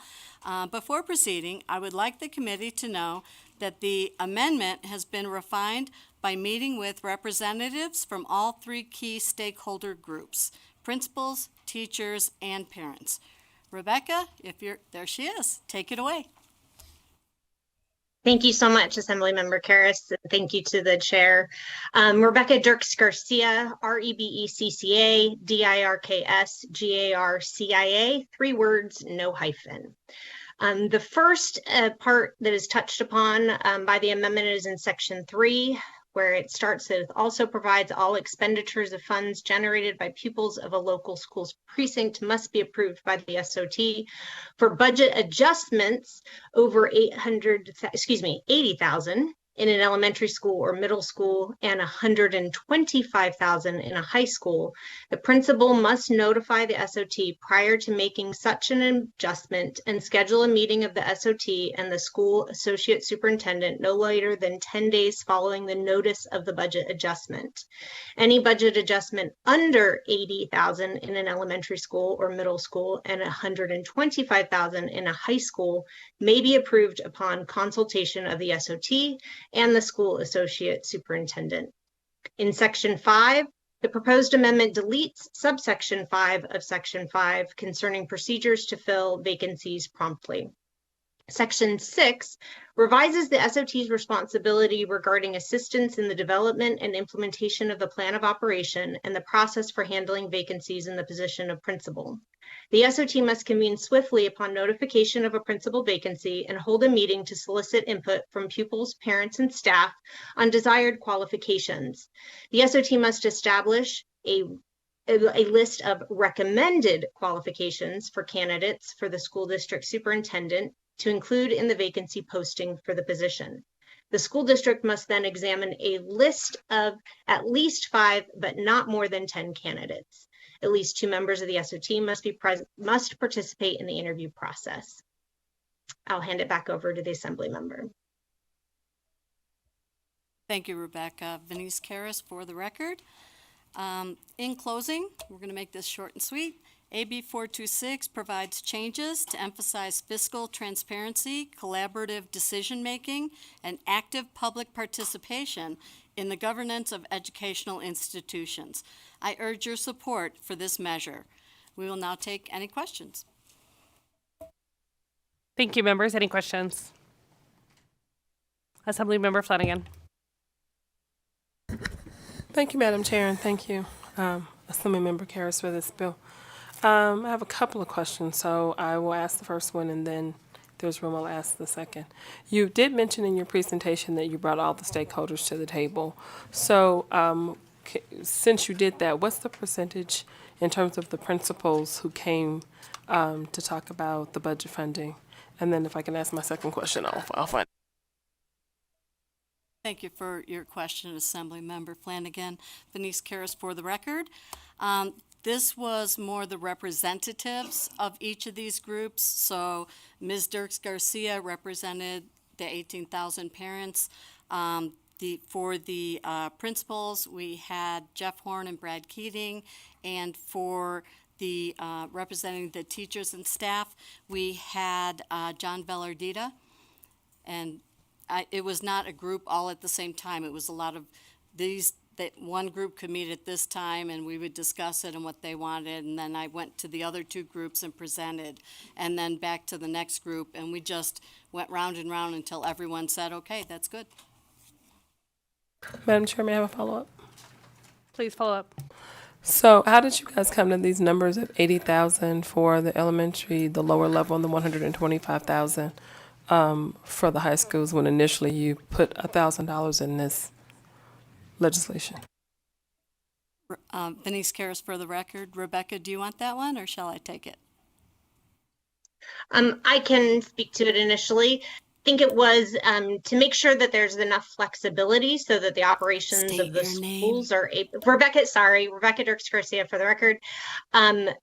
I think the overall intent is to make sure that there's enough flexibility in that threshold to ensure that the work of the school continues moving forward, but at the same time honoring the legislative intent to ensure that SOTs are involved in the decisions related to the strategic process of approving the budget. If I may, Chair, Venice Karas for the record, to explain that a little further. The parents came with the $1,000 number, and we quickly realized they would be hard-pressed to buy a ream of paper in bulk. So it was agreed with everyone that these numbers would be just fine.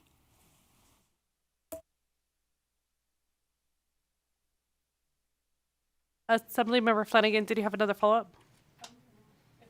Yeah, go ahead. Thank you, Madam Chair. Thank you, Assemblymember Karas. There's also language in this that talks about a pupil being appointed and then a parent being appointed. And I'd like to hear more on your thoughts on the level of maturity or ability for a pupil to even understand and comprehend how school district dollars should be spent and why they would have any input or value in that conversation when we're talking about managing budgets for schools. And you get where I'm going. Venice Karas for the record. I believe, Rebecca, you can take that one. Sure, Rebecca Dirks Garcia for the record. So that isn't a change that we are making with this. That is something that has been part of the reorganization and the framework for school organizational teams at the secondary level. That pupil is a non-voting member. So they are able to provide input, but they do not vote. Thank you. I'll go next to Assemblymember Lou Hatch. Thank you, Chair. Thank you for bringing this and for answering our questions. So I'm a Washoe teacher. Obviously, I'm not subject to these specific organizations and procedures. And so I just noticed in the bill there's a lot of notice requirements, right? We got to post agendas. We need minutes. We need to email the parents. And I just wondered, could you speak to the issue that drove that? What is going on currently that makes it so we need to put all of that in statute? Venice Karas for the record. Thank you, Member Lou Hatch. That I'm going to start with, and I will let Rebecca finish with that. The idea is that nowadays everything's so electronic. It's very easy on the school websites to post when these meetings are, to get in touch with the members that are on the SOTs. It's something that can be done with a few clicks. And the idea here of the SOTs being founded to begin with was to keep that parent, teacher, principal grouping, deciding things that happen within the school. And Rebecca, if you'd like to follow up? Sure. Rebecca Dirks Garcia for the record. I don't want to add any additional burden to schools. I've been around schools a long time. This is my 19th year as a CCSD parent, and I've got 4 more school years ahead of me. So I recognize that those challenges, but a good measure of this is also inconsistency. If you think about the average notices that come to parents regarding different activities and events that happen at school, one of the most important items is often left out, which is that discussion related to the budget and therefore the staffing priorities for that school. Oftentimes, a parent is only able to know about when the SOT is happening if they proactively go to the school calendar on a website or dig through for a posted agenda. Because while some schools are great at advertising that or including that in a weekly wire, it is not universally occurring. Additionally, it's not always universally occurring for the different special meetings that may occur, which is why some of those requirements were spelled out so that it's not left up to individual interpretation, meaning parents and family at one school may be able to actively and fully participate, and at another school they aren't aware of things that are happening. Because the average parent coming to CCSD, especially those who might be working multiple jobs, are new to this country, aren't familiar with the SOT like yourself, aren't necessarily going to know to go look on a school website for a posted agenda to figure out that there's a meeting that could directly impact whether or not their kid's going to have a music program next year. Thank you. Vice Chair De Silva. Thank you, Chair. Just had a quick question about contact information of members who are sitting on the SOTs. So I know that the bill does address that. So are we looking at just basic emails, or are we looking at phone numbers? I mean, how do you envision that playing out? Thank you. Denise Karras for the record. Rebecca, since you get these notices, I'm going to give that one to you. Rebecca Dirks Garcia for the record. I think it would be as simple as a contact name, email, phone number, and if they have a desire to have that be private or not, I would see no reason for that to be marked appropriately in that way. But currently, there is not any way to actually confirm that all schools have a fully staffed SOT, and there is no way to universally contact all SOT members in the Clark County School District. Thank you. Members, any additional questions? Assemblymember Flanagan, you get one more question. Go ahead. Thank you, Madam Chair. Just in the vein of the principals that were talked to, is it safe to assume that all the schools were included or responded? Was there a survey? I'm just wondering how the information was collected, since you said 2 people represented the principals. Denise Karras for the record. Thank you, Assemblymember Flanagan, for that question.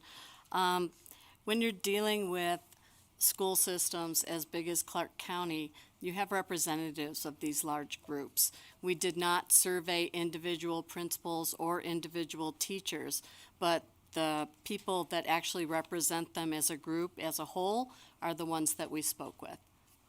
Did you want to follow that up, Rebecca? No, just Rebecca Dirks Garcia for the record. Again, it was outreach to the associations, the relevant associations. Thank you. And we might be hearing from them today, but I did speak with the Principals Association from Southern Nevada. They did state that they were okay with this bill. I don't know whether they were support or neutral, what it was, but they didn't have any issues with the bill as amended. Members, I don't see any additional questions. At this time, I'll go ahead and invite anyone wishing to testify in support to AB 426.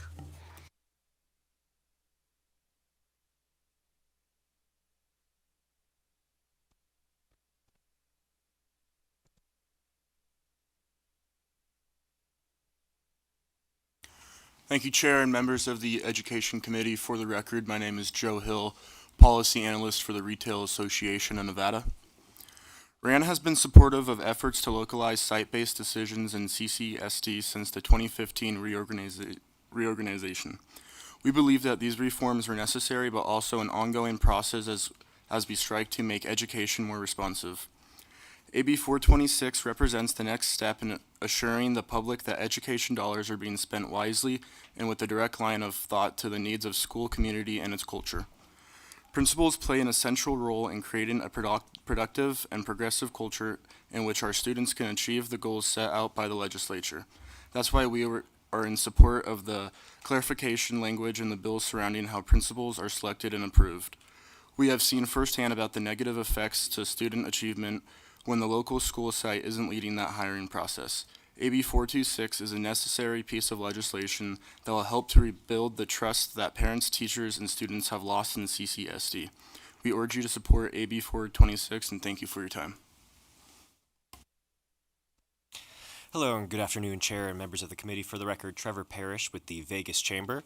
The Chamber shares the same sentiment expressed by the Retail Association of Nevada, so I'd like to echo the comments of my colleague, Mr. Hill, but I'd also like to add that the proposed changes to these SOTs will increase accountability for schools and will encourage a higher degree of parental involvement by keeping the community informed. For these reasons, the Vegas Chamber is in support. Thank you.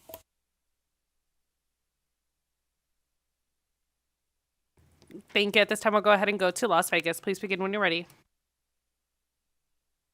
Good afternoon, Chair Torres Fawcett and members of this committee. For the record, my name is Dr. Brenda Pearson, and I am here representing the Clark County Education Association. CCEA is testifying in support of Assembly Bill 426. CCEA was front and center in the development of Assembly Bills 394 in 2015 and 469 in 2017, which decentralized Clark County School District into local precincts that were managed and monitored by school organizational teams within each school building. Since the inception, the school organizational teams were tasked to review and, when appropriate, approve the plan of operations, which includes both the school's strategic budget and the school performance plan, ensuring that decisions about school sites were made by the closest to the school community, teachers, parents, and community members. Assembly Bill 426 makes two important changes. In the event of an adjustment to the school's budget, Assembly Bill 426 increases transparency by requiring the principal to notify the school organizational team and conduct a meeting to discuss this potential adjustment. Second, in the event of a principal vacancy at a school site, AB 426 facilitates school organizational team input in selecting a new principal. Not only are these teams asked to share a list of qualifications that are seen as important to the school and the community, but the school district is required to submit at least between 5 and 10 viable candidates who meet the team's qualifications, and it involved 2 members of the team in the interviewing process. Assembly Bill 426 further clarifies the roles of the school organizational team and adds an important layer of transparency and accountability to decisions made about the school budget and the appointment of the new principal. For too long, schools have sidestepped the intention of the law and the important role that SOTs serve in this bill. CCA is in full support of Assembly Bill 426 and its amendments. We thank the sponsor of this bill, and CCA urges you to support this bill. Thank you. Thank you. That was masterfully timed. I appreciate that. At this time, I'll go ahead and go to the phones. Is there anyone wishing to testify in support of AB 426? Thank you, Chair. If you would like to testify in support of Assembly Bill 426, please press star 9 or raise hand in Zoom to join the queue.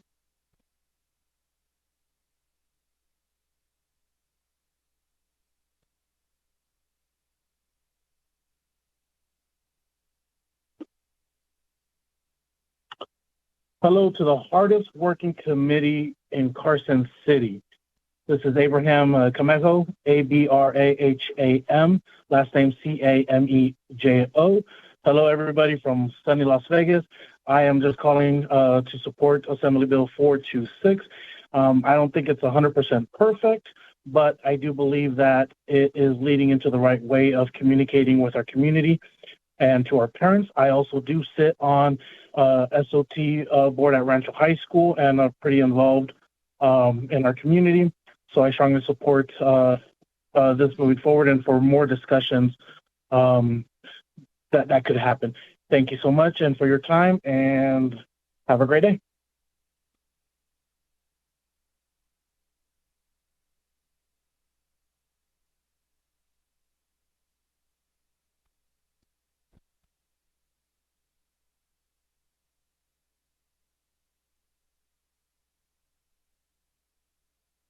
Caller ending in 401, please press star 6 to unmute yourself and begin when ready.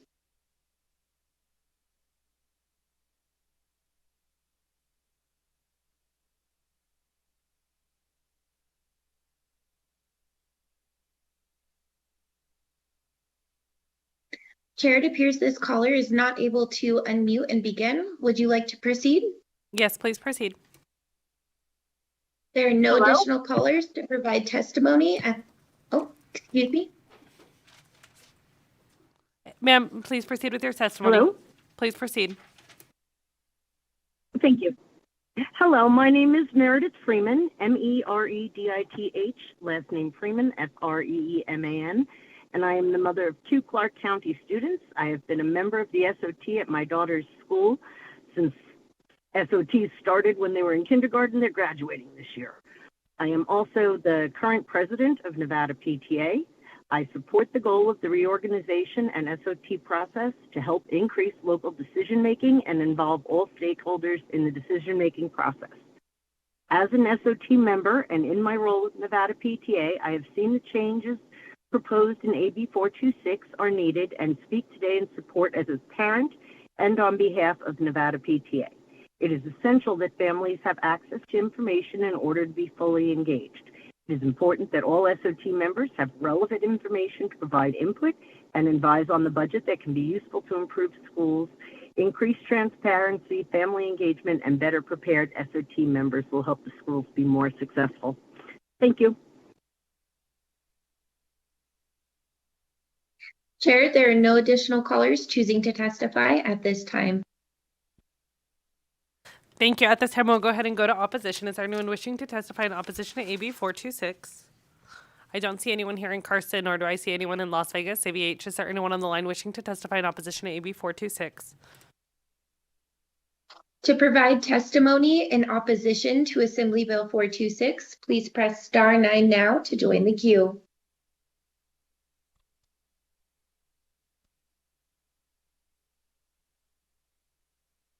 Chair, there are no callers choosing to testify at this time. Thank you. At this time, we'll go ahead and move to neutral. Is there anyone wishing to testify neutral to AB 426 here in Carson City? And it looks like we have someone in Las Vegas. Please begin when you're ready. Thank you, Madam Chair. For the record, my name is Ed Gonzalez. I'm the Vice Chair of the Hickey Elementary School organizational team in the east side of Las Vegas, the Title I school, though I'm not representing the team, but myself.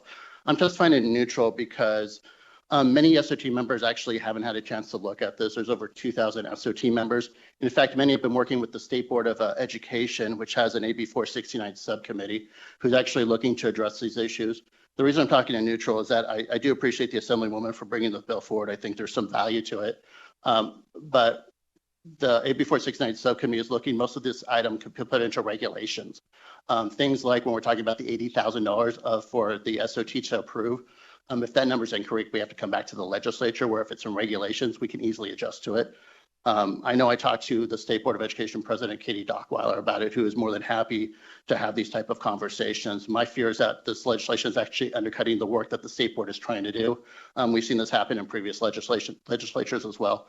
So I would rather see, and many other SOT members who I speak to would rather see this in regulations, but there are some other aspects of the law that do need to be changed, like the length of terms, adjusting it from October to September. We have a 2-year gap and some other things. So I'm more than happy to have a conversation with the Assemblywoman on it. I'm testifying in neutral just because I haven't had that opportunity. But there's a lot of concerns about this bill on aspects of it as well, especially the principal selection. At Hickey, we have a vacancy right now, and based on this language, the process that we're going through would not be allowed under this bill. So thank you, Madam Chair. And like I said, I look forward to speaking to the sponsor of the bill. Thank you. Thank you. That was opposition. So I'm going to go ahead and classify the testimony as opposition because you had suggested changes with the piece of legislation. So we're putting it in opposition. We'll go ahead and go. I don't see anybody else in Vegas. AVH, is there anyone else wishing to testify in neutral to AB 426? Thank you, Chair. If you would like to testify in neutral for Assembly Bill 426, please press star 9 or raise hand in Zoom to join the queue.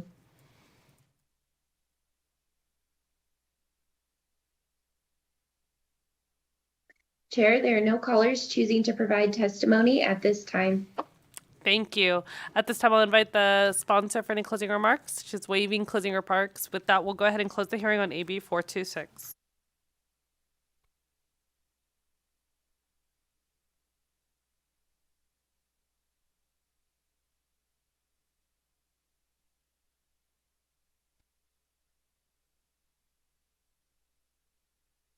Oh, with that, I didn't realize the bill sponsor for the next bill was here. She's here. She's hiding.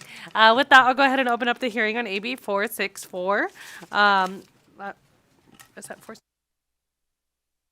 And with that, we have the hearing open. So, Assembly member, please begin when you're ready. Welcome back to the hardest working committee in the legislature.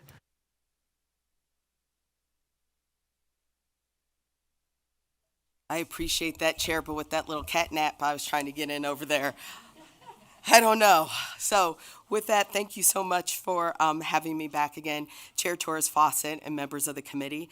I'm Brittany Miller, representing Assembly District 5, here to present Assembly Bill 464, which, according to the bill, it says revises provisions governing education. I know that that is pretty general, but really what it does is it protects the integrity of our academic standards and protects educators from undue harassment and, let me just say, witch hunts or retaliation for their political or religious affiliations or activities outside of contract hours. In today's increasingly diverse society, classrooms are becoming microcosms of a broader cultural landscape. For this reason, fostering cultural diversity in educational settings is essential for promoting inclusion, enhancing social development, and preparing students to compete and thrive in a multicultural world. Recognizing this imperative, Nevada has taken many strides to integrate multicultural education into its academic standards. Let's not forget that CCSD alone speaks over 110 languages. Those are our students. And I say over 110 languages because of someone who's Lebanese myself. I know the only Arabic languages listed for CCSD were Farsi and Arabic. But yet I could think of like another dozen dialects, and I'm sure that's true for many of our languages. We also represent 117 countries. As you know, Nevada is also the third most diverse state in the country. And every day as a teacher, I look in amaze and wonder in my classroom and in my building to see a classroom with no majority, no minority, just a representation of every type of human life that we have on the planet in our one classroom. In fact, my school alone, the students speak 63 languages. It's also an opportunity that most of us didn't have growing up to grow up in a school or classrooms that are so diverse and mixed where we can learn from each other and befriend individuals of every walk of life. Back in 2015, AB 234 established a requirement for educators to complete a multicultural education course prior to their initial licensing, ensuring that teaching professionals are equipped to address and celebrate cultural diversity in their classrooms. Several other measures, and I mean several other measures, since then, including AB 234, have further strengthened the inclusion of diverse perspectives in Nevada's public school curricula. Building upon this foundation, Assembly Bill 464 seeks to secure and maintain Nevada's educational framework by safeguarding existing inclusion of diverse historical perspectives and culturally representative content across curricula and to protect it from politically motivated pressures. These measures aim to cultivate an inclusive educational environment that reflects the multicultural fabric of Nevada and prepares students to navigate and contribute to a diverse society. Specifically right now, there is an agenda to eliminate specific programs that our students and community need, which include many civil rights protections, language access, diversity and inclusion, proposals that could eliminate college-going services for diverse students, weaken our coursework, and create challenges in addressing identity-based bullying and harassment in our schools. Additionally, educators, both K through 12 and higher ed professionals, have been under attack, with accusations of being such heinous things as groomers or trying to indoctrinate children. These perverted, unfounded ideas of these alleged agendas are not only hurtful and ridiculous, but it's very audacious for people to say of a profession that you have manipulated into believing that you will be the ones required to take a bullet for our children. And so to say such things and bring such attacks against these professionals, I know that there's opposition in this bill, or what is perceived, the perception of this bill. I know some of the opposition says, well, all of this is already protected under the First Amendment. And of course, currently I'm thinking of a lot of things that I thought were protected under settled law or federal law. But we see what we see coming down from the feds. And so I've had a lot of dismay and disbelief, as I'm sure others have, of reactions and responses from business, from the media, from law enforcement, and yes, colleges and universities around their fear, except for New York, hats off to you, New York, in succumbing to this anti-American agenda. And so to the 17 school districts and school boards who already, let's face it, we know there's a number of laws that aren't being followed that have been passed by this body over session after session. This is because I just don't know if we actually can trust that our curriculum, our students, or our professionals are safe. At this time, I will walk the committee through the bill on the conceptual amendments. Again, I apologize once again. I sent another conceptual amendment because there was one really important word that was left out. But I will say that. And Assemblymember, can you clarify for the team, because they might not have, like, there's two different versions of the amendment that we have in front of us. So if you could just clarify, like, what the change is. Yes, the change is on, and the revised ones are on the table for everyone. The change is simply that the word "not" is included in under the replace. So no administrator or teacher shall not remove or refuse. So I know that the bill came out looking a bit differently. The bill implied originally that the intent was to create or expand our current academic standards within the state. It wasn't to create or expand or add additional. It was actually to save, safeguard, and maintain. So this amendment would say removes the existing language of Section 1 because that was not the intent. What this means is that the Department of Education, State Board of Education, counsel to establish academic standards for public schools, or any public or charter or charter school or district, or any type of governing board or school board, or administrator or teacher shall not remove or refuse any current existing academic standards of content and performance for courses of study in English language arts, science, health, social studies. Social studies includes history, geography, economics, civics, financial literacy, and multicultural education, or the arts, but are not limited to specific subjects that include studies and lessons on genocides or any other atrocities that have been experienced by various racial and ethnic groups, the history, language of or arts of different ethnicities, communities, countries, and or cultures, any national or world current events, including the United States Constitution, our structure of government,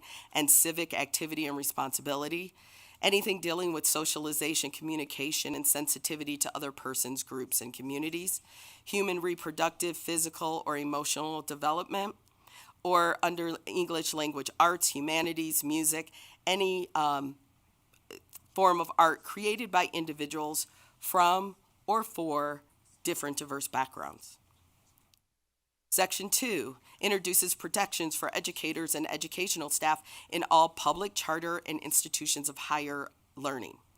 It prohibits the Board of Trustees of a school district or a governing body of a charter school or higher ed from suspending or terminating the employment of any administrator, teacher, or other educational staff member based on their sex, race, national origin, religion, gender identity or expression, sexual orientation, physical or mental disability, political affiliation, or religious affiliation, or their independent political, religious, or social participation. The difference between affiliation and participation is you may be of a certain political party or a certain faith. That's who you are and your identity. Your participation is your engagement in that. So if someone was to run for office or be elected or march in a demonstration or protest or do something on someone else's campaign or a political party, as well as anything you do with your faith in your house of worship on your days of observance, obviously these are things independent outside of your contract hours as a professional. In no way at all am I suggesting or will tolerate anyone of any political persuasion or religious faith to bring that into the classroom. That doesn't change. I'm speaking of things that happen after contract hours. And of course, the use of threat or attempt or any force, intimidation, coercion, violent restraint, or undue influence to include harm or harassment of any administrator, teacher, or staff member. Also, because of these attributes, or because they provide instruction or academic materials relating to the standards required by the state, are also prohibited.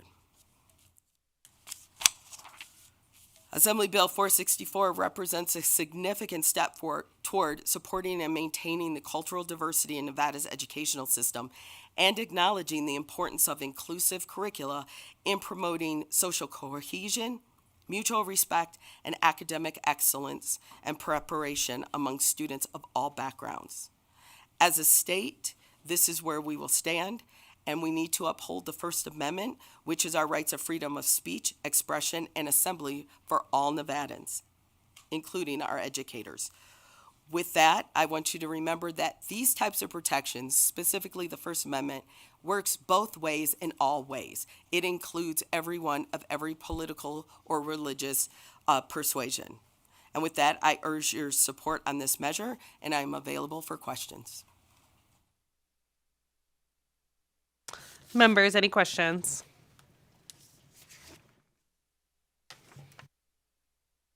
Thank you. And I wanted to clarify a couple things. So I noticed that in the original piece of legislation, it required the new standards. So with this amendment, my understanding is it would remove it and then just kind of preserves the standards to ensure that it is keeping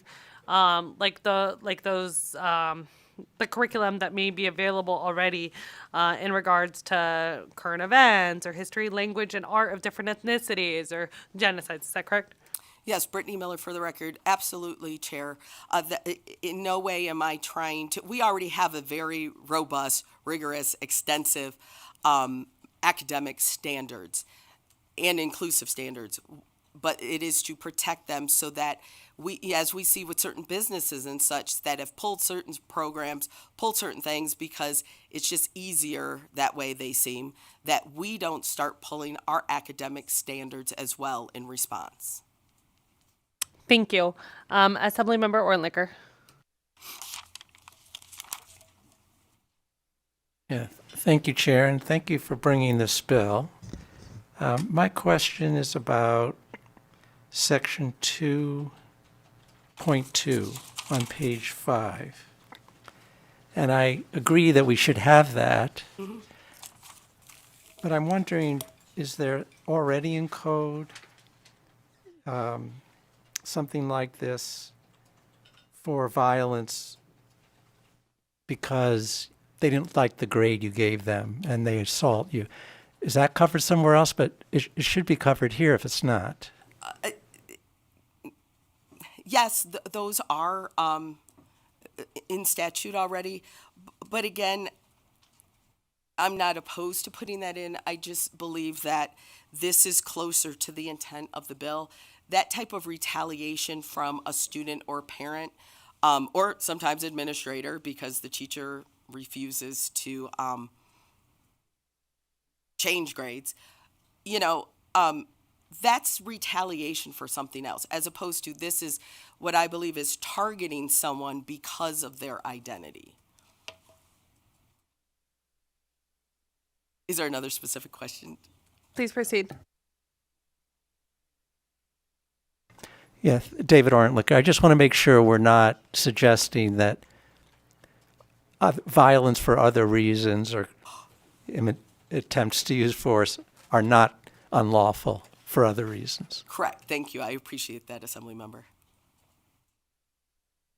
Thank you. And I don't, and I'm not sure. Maybe in your presentation, can you talk a little bit more about like the provisions?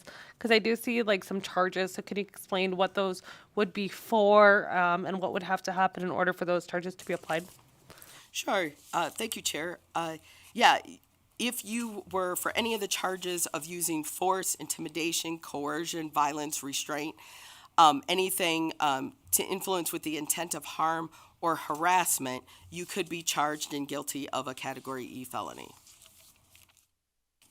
Can you give me some examples of like what that would look like and what instances that would be applied? Sure. Specifically talking about witch hunts. I mean, we know and I'll generalize this, in any job, there are times that individuals feel they are a target of their employers or their management.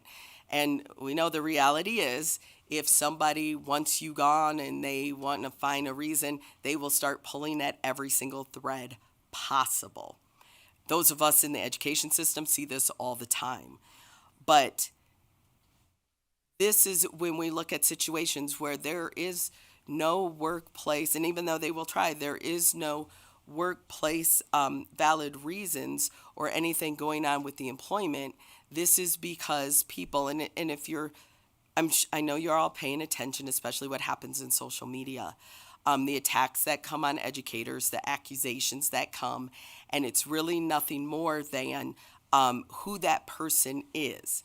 Not what they're teaching, not grounded in something that's actually been done, but it's basically witch hunts. And the concern and things that we see happening in other states, that teachers that belong to a certain group have a target on their back.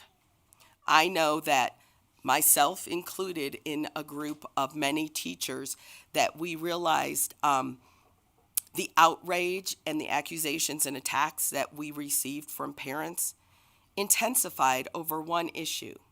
During COVID, when the parents could see our color. And so that dramatically changed on how many of us were treated and disrespected. And so this is, again, you see somebody marching on the weekend in a demonstration. You see somebody participating in a particular faith. You see somebody at a social event or pictures of them on social media. And again, this could come from anyone, students, parents, other fellow employees, any type of management or administration in the education system. And these people can now have a target on their back. Thank you. Has there been any concern that administrators are going to, I mean, with these provisions, I mean, if they could be, if they are providing coaching or, saying that, hey, like, you need to stop teaching that. And there could be a number of reasons why they might advise their staff member to stop teaching something or to not teach something a certain way or to not have something displayed. Like, there could be a number of different reasons why that might be an expectation. Is there any concern that this would either A, disincentivize administrators from doing what they need to do, or B, disincentivize individuals from becoming administrators because it comes with a threat of like, well, if you do your job and we're not happy with it, you're going to get a felony? Great question, Chair. First, I want to say that administrators are also protected under this as well, because they are at the same risk. But sometimes administrators may be the ones doing it, just like a fellow teacher. I would say that, yes, there is a need for sometimes an administrator to step in on maybe the style, the way, or the material that the teacher is using. Again, what we find is sometimes people make complaints that, going back to the one assembly members, student gets mad because of a grade or something. Sometimes these complaints are unfounded. The schools have policies, and if teachers are within that policy and if they are teaching those standards, then maybe, sometimes it's a coaching as small as maybe just smile once in a while, right? Could be that small. But if there's an area where the teacher is out of line, that falls into a professional coaching. So again, we're looking at if there's an actual documented valid reason where professional coaching needs to occur, that should still occur. Again, if they're teaching standards, if they're using approved curriculum, age appropriate and following all the guidelines under the district or the state, there should be no reason why any administrator should be afraid of coaching or having a conversation with any staff member. Thank you. That just smile conversation reminded me of like the Teach Like a Champ 2.0, where the only new strategy is find the joy of teaching. So Sometimes folks just don't realize, just like smile at them once in a while, crack a joke once in a while. It helps. thank you. Members, are there any additional questions? Assemblymember Lever Hatch. Thank you so much, Chair, and thank you for bringing this. As a social studies teacher, I think that this impacts my teaching quite a bit. I just wanted to confirm, I think you kind of mentioned it at the tail end there, but this is really protecting our current standards. So if someone's teaching something that's outside of our standards, that's not going to be allowed to continue. Is that correct? Correct. Thank you for the question, Assemblymember. Correct. Again, and licensed teachers are very well aware of standards and what's appropriate and what meets that standards. But yes, this isn't about giving people, as an elected myself in the classroom, I'm the first one. There is such a line between who I am as an elected and my job as a teacher to go into that classroom and promote knowledge, facts, and prepare and give the students the tools to come to their own thoughts, opinions by using their own critical thinking. My students don't even know I'm elected. That's not something I tell them. They discover organically on all kinds of, first they're sixth graders, so it's a little different, but they discover through all kinds of other organic ways. It's never Miss Miller telling them that I'm elected. So there is a line, and I have taught classes like debate, speech and debate, where I teach specifically it's about your facts, it's about your argument, it's about your position. It's not about whether the teacher agrees with it or not, or likes it or not, or who in the classroom. So yeah, there is a very specific line between what should and shouldn't be taught in the classroom. But no, this is to maintain out of the fear that the state or a school or any other institution would start just pulling certain areas out of curriculum. We already know, we've seen with book banning and such, there is this attempt, and especially some states are more about it, where they've actually tried to change U.S. American history. And so I want to ensure that things are taught, the accurate history. Thank you so much. And Chair, can I have just a brief follow-up? And then I just wanted to confirm, I thought it was really important that you put in the language independent political participation. So I also don't even tell my students about being elected or my political work, because I just don't think that's appropriate at all. But to confirm, a teacher could go on a march or a rally on the weekend, but they would cross a line if they started coming in and saying, you should support this candidate or this party. That's not what we're protecting, correct? Thank you, Assemblymember. Correct. Teachers should not, no adult in that building should use that position to influence or instruct or persuade any child at any level. Absolutely, whether it's political or religious. Our position is, yes, everyone should register to vote, because that is, our civic duty and our opportunity as U.S. citizens. But it is absolutely not for any religious or political. Absolutely not. Thank you.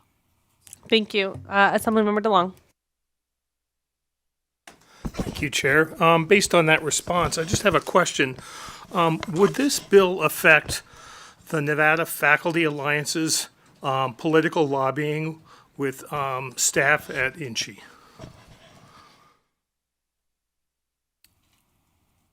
So let me. I'm not sure I understand your question. Are you saying that would they still be allowed to lobby, because would this fall under political? So where I'm coming from is in the response to the last question about bringing stuff into the school about political opinions. The Nevada Faculty Alliance regularly sends emails through the INSHE email system, which is a state email system, about who people should vote for. I can go ahead and defer to legal Sure. counsel support. Thank you for that. Thank you, Madam Chair. Asher Killian, Committee Counsel. So the provisions of this bill generally only apply to common education. They are going into Chapter 389 of NRS and 391 of NRS, which regulate teachers and K through 12 education, but do not regulate INSHE.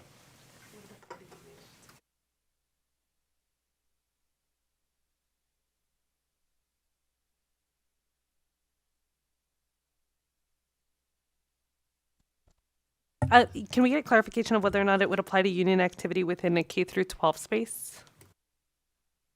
Thank you, Madam Chair. Asher Killian, Committee Counsel. So I believe with the text of the bill is introduced, it does refer to concepts like political affiliation, independent political participation. I believe the text of the conceptual amendment contains similar concepts, and union activity could include political activity, political affiliation. So it would be more of a fact-specific question based on what particular activity is being engaged in, but it could include that kind of activity. And my intention would be to protect people for that political activity. So if I need to clarify that in an amendment or in language, I will do that because, again, people could be targets based on their participation or lack of participation. And yes, I don't in any way, I know this has come up in other bills, want anyone to think that we're restricting a union's ability to endorse certain candidates or certain proposals. But again, it would be to protect union participation. Thank you. Members, any additional questions? I don't see any additional questions at this time. Thank you so much. We appreciate it. Welcome back. I think that was your final time joining us in Assembly Education this time. Thank you, Chair. At this time, I'll go ahead and invite anyone wishing to testify in support of AB 464.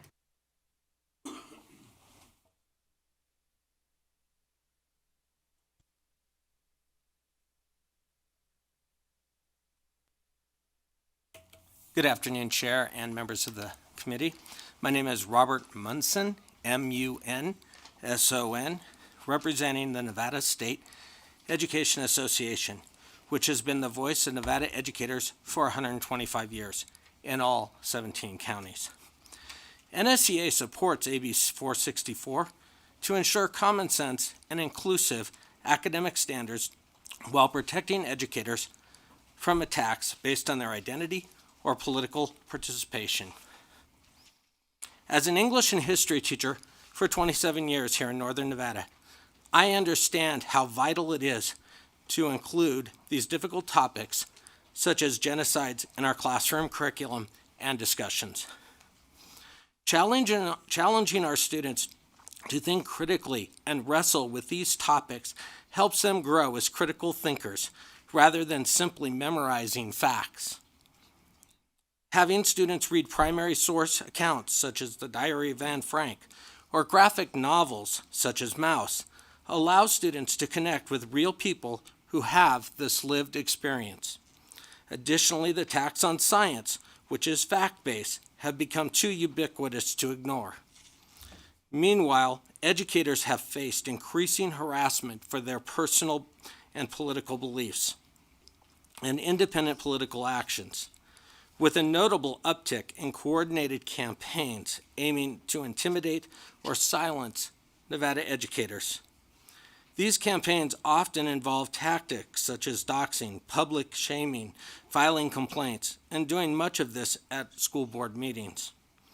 AB 464 would provide important protections for these educators. NSEA asks for your support of our educators by passing AB 464. Thank you.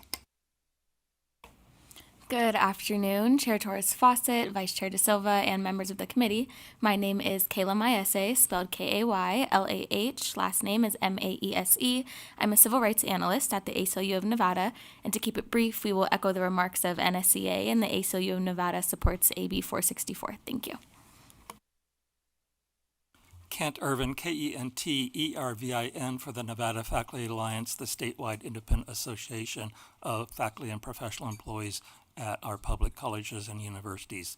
Based on the conceptual amendment, which appears to include the governing boards of institutions of higher education, we support AB 464.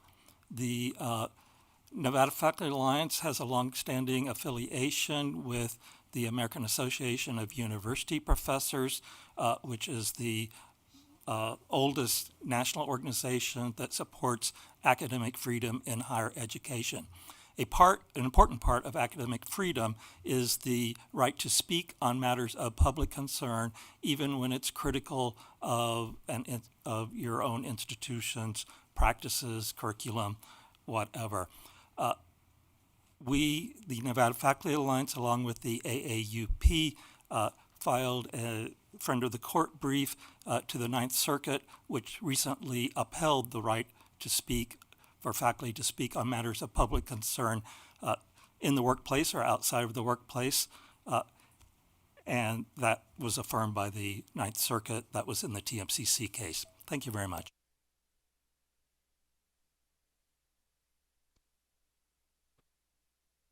Thank you. I don't see anybody else here in Carson City, nor do I see anyone in Las Vegas. ABH, is there anyone on the line wishing to testify in support of AB 464?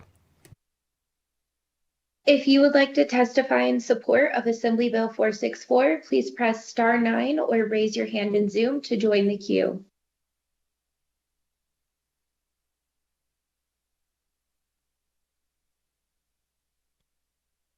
Chair, there are no callers choosing to testify at this time.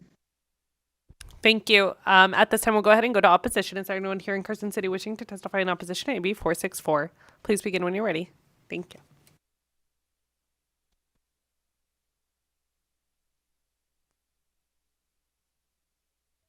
Good afternoon, Madam Chair and members of the committee. For the record, my name is Mary Przinski, here representing the Nevada Association of School Superintendents, and we're taking this bill from the position of a school administrator and the problems that could happen if an employee feels that they are being targeted because of any of the provisions in this piece of legislation. First of all, the legislation is covering some things that are already covered in federal law. You have titles 4, 6, and 7 that protect employees from harassment in these areas, and so we I think it's already covered. Secondly, in this piece of legislation, a political affiliation is also added, and we are unclear as to what all that would entail. It seems to be a subjective term, so that's a concern. Also, the bill brings about a disciplinary action of a category felony, category E felony, and that's 1 to 4 years in prison and a $5,000 fine when you look it up in NRS 193. So, at any rate, we appreciate so much the Assemblywoman for being good about listening to our concerns and addressing those concerns. She's always really good to work with, and we appreciate that, but we can't support this bill at this time. Thank you. Thank you, Madam Chair, members of the committee. My name is Tom Clark. That's Tomclark. I'm here on behalf of the Nevada Association of School Boards. And much like my colleague, Mary Przinski, Section 1, we're great with. Section 2, we definitely have a concern. And not only because of the issues that Ms. Przinski brought up, but also because from a school board of trustees perspective, they really only hire one employee. They really only have the power to fire one employee, and that's the superintendent. And so that contract that superintendent has with that school board of trustees is pretty tight. It deals with every level of termination that could possibly exist. And we know from our own history in this state, across this state, when a school board fires a superintendent, it's never pretty. It's ugly. And many times it's a civil fight that is taking place in the courts. Now, if a superintendent was to say that they were being terminated because they participated in the protest in Carson City, I think that that would play into that civil side.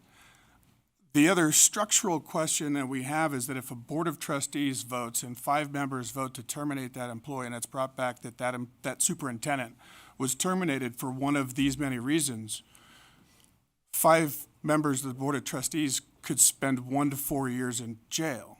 So then we have a whole long list of ramifications for vacancy rates at the school board level. So for that reason, and those many reasons, the Nevada Association of School Boards stands opposed to this legislation. Thank you, Madam Chair. Thank you. I don't see anybody else here in Carson City, nor do I see anyone in Las Vegas. ABH, is there anyone on the line wishing to testify in opposition to AB 464? To provide testimony in opposition to Assembly Bill 464, please press star 9 or raise hand within Zoom to join the queue.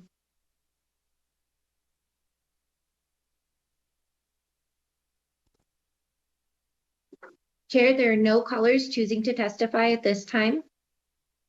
Thank you. At this time, we'll go ahead and go to neutral. Is there anyone wishing to testify neutral to AB 464? I don't see anyone here in Carson City, nor do I. It looks like I might have somebody in Las Vegas. No, it looks like I don't. AVH, is there anyone on the line wishing to testify neutral to AB 464? To provide testimony in neutral for Assembly Bill 464, please press star 9 or raise hand within Zoom to join the queue.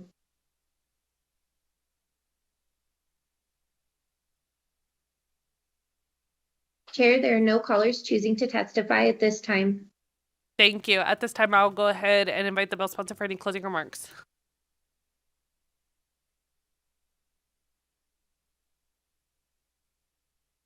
Thank you so much, Chair and committee members. Interesting opposition that we heard. I appreciate their technical or structural position, but I also don't think they appreciate what it means to be an educator or a public employee or even an elected at this point in this current society and time that we're living in. And to say that these protections are already in place, I think of dozens and dozens of protections that we thought were in place that we know are not. So if anyone, simply through executive orders that have been handed down, how many protections are currently being shredded or erased? And so this is in preparation for a tidal wave that I predict and know is coming. I want to make sure that our professionals are protected. I would be plenty okay if the school districts or the boards came up to this table and I see this sign right here, it says it is unlawful to knowingly misrepresent any fact when testifying or otherwise communicating to a legislator, to come and swear that no educator in this state has any concern and or should be worried about any type of harassment or retaliation based on their political or social beliefs. And with that, I ask you for your support of Assembly Bill 464. Thank you. Thank you. With that, we'll go ahead and close the hearing on AB 464, and I'll go ahead and have a 1-minute recess.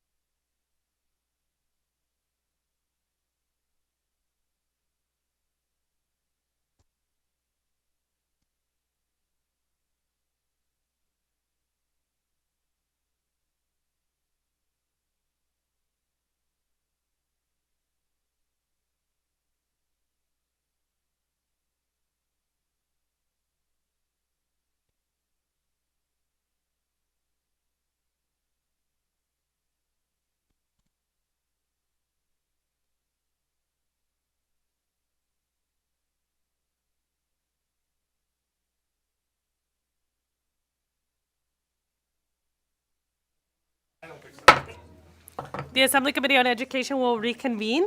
At this time, I'll open the hearing on AB 532, which revises provisions relating to fee waivers granted by the Board of Regents of the University of Nevada. I understand that we have the Chancellor in Southern Nevada. Please begin when you're ready. Okay, good afternoon, Chair Torres Fawcett and members of the committee. For the record, I'm Patty Charlton, Chancellor of the Nevada System of Higher Education. I would first like to start and state for the record that our preference would be to continue fee waivers in their current state and that full funding would be provided by the legislature to continue that. However, in the absence of this important funding, I want to thank and take the opportunity to present NCHE's proposed amendment to AB 532, which stems from the valuable work conducted during the interim study on student fee waivers. That study gave us the opportunity to examine existing fee waiver policies and ask how we could create a more consistent, equitable, and sustainable framework for supporting our students. This amendment is a direct result of that process. It reflects what we've learned during the interim, that our fee waiver programs are incredibly important, but that they also need modernization, consistency, and clarity. Our goal throughout this process has been to ensure that these waivers continue, that they continue to support the students who need them the most, especially our most vulnerable populations, while also improving alignment with the broader financial aid system and also addressing fiscal responsibility and sustainability. As you all know, we are navigating a very difficult budget environment. That reality must and has informed our work on this amendment. In 2022-2023, the total fees waived by NCHE for the legislative established fee waiver programs totaled $3.5 million, with an additional $587,000 in board established waivers. 1 year later, after the expansion of programs, total fees for the legislatively established fee waiver programs during 2023-2024 increased to $5.3 million, with an additional $649,000 in board established waivers. Just 2 years later, the total for legislative established fee waivers for the current fiscal year 2024-2025 to date has increased even further to $7.5 million, with an additional $728,000 in board established waivers. When we applied the proposed provisions in this amendment to the population of fee waiver recipients for 2023-2024, we saw a 45% savings in waiver costs for that year. These savings are realized through a more targeted approach to waiver eligibility and funding without diminishing access for low-income students, and thanks to our decision not to reduce waivers also by federal financial aid, such as Pell Grants. We also included protections for current enrolled students. Anyone receiving a waiver between July 1st of 2024 and July 1st of 2025, they could continue under the existing rules through July 1st of 2029, so long as they remain continuously enrolled. This ensures that no student is caught off guard or program is disrupted. Our proposed amendment honors the intent of AB 532 while refining its implementation to ensure it works for Nevada students, families, and institutions. I do want to add that due to the timing of the bill being introduced and today's hearing, we have not had the opportunity to engage in a conversation and dialogue with those communities that may be affected. I pledge to you before you today to have those conversations and to work collectively with those communities. I am joined here in Las Vegas by NCHE CFO Chris Fatone, and we will be available for questions. But for now, I'd like to pass it back up to Carson City to Renee Davis, Associate Vice Chancellor for Academic and Student Affairs, to walk through these provisions briefly. And she is joined by Jose Quiroga, Principal Fiscal and Policy Analysis, who can assist with any questions the committee may have. And Chair, if I could just add, I'm going to have to step down to hearing room 5 on another bill hearing, and I will be back as soon as possible. Thank you. Thank you. I appreciate that.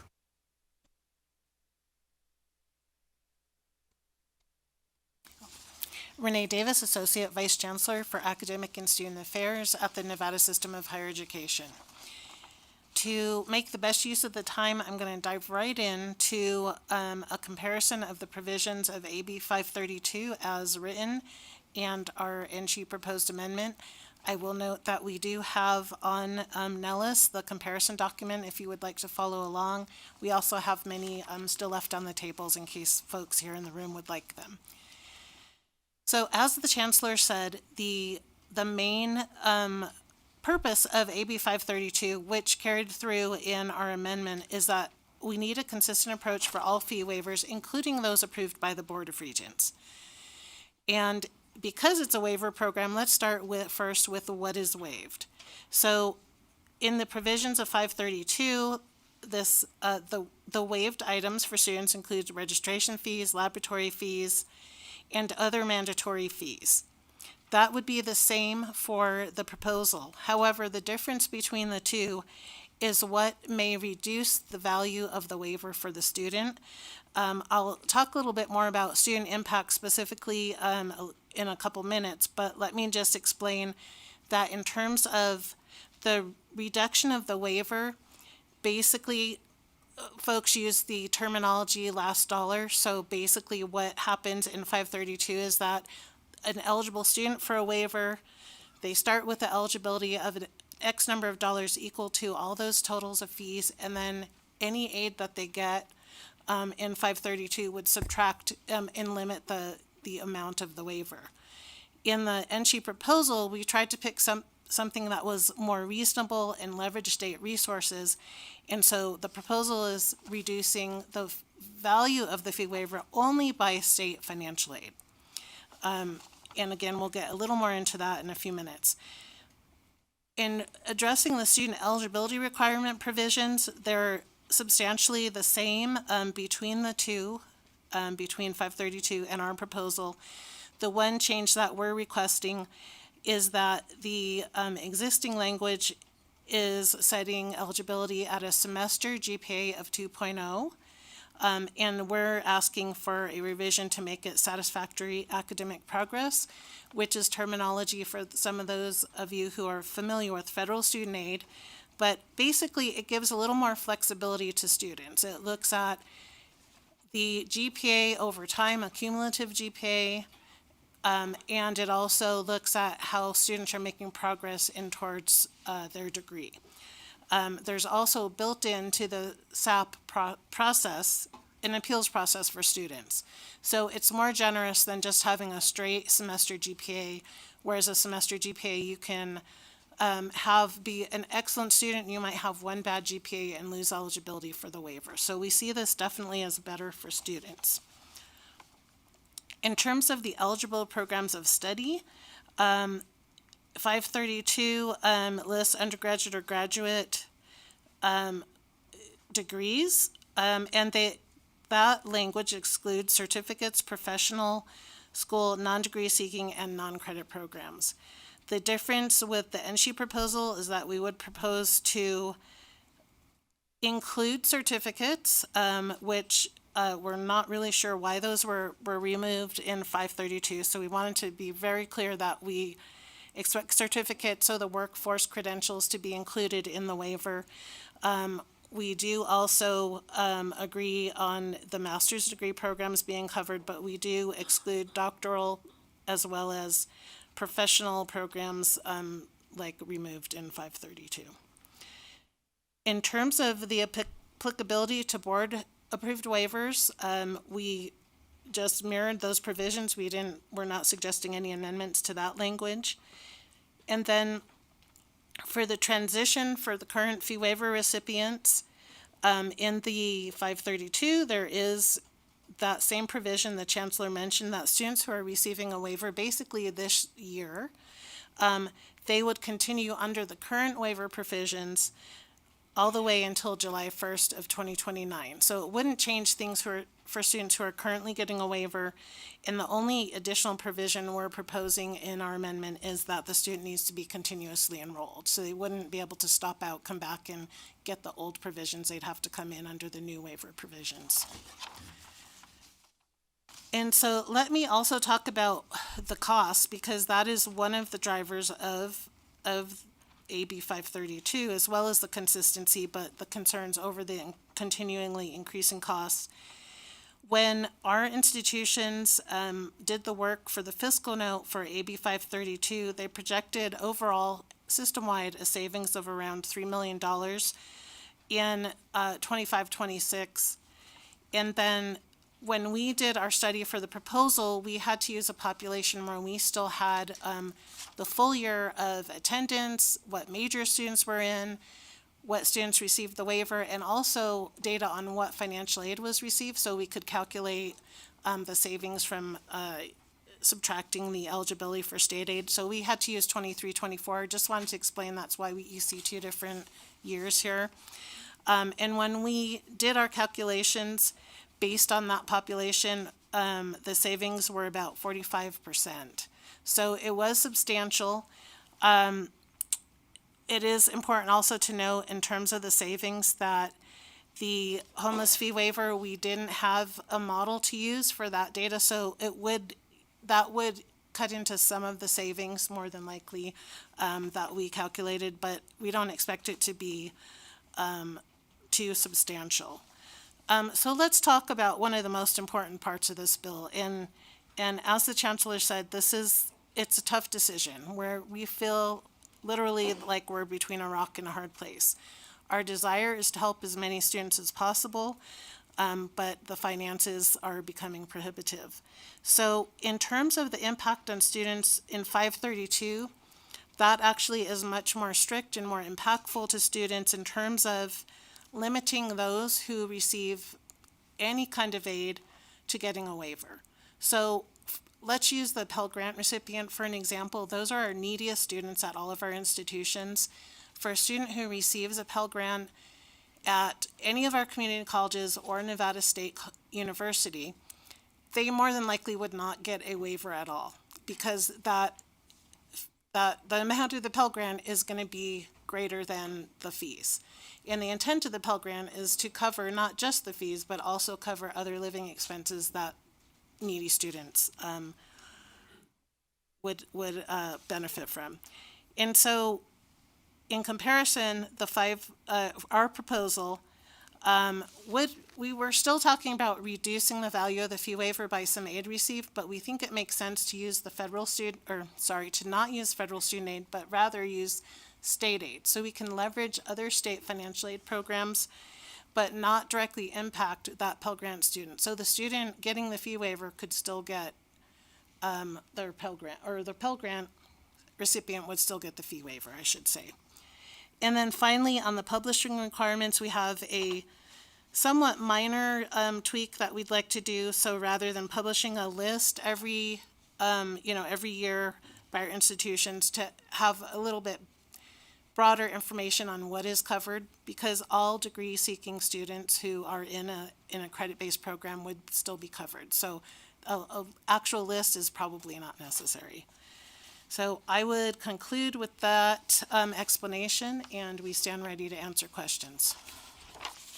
Members, any questions? I'll start first with Assemblymember DeLong.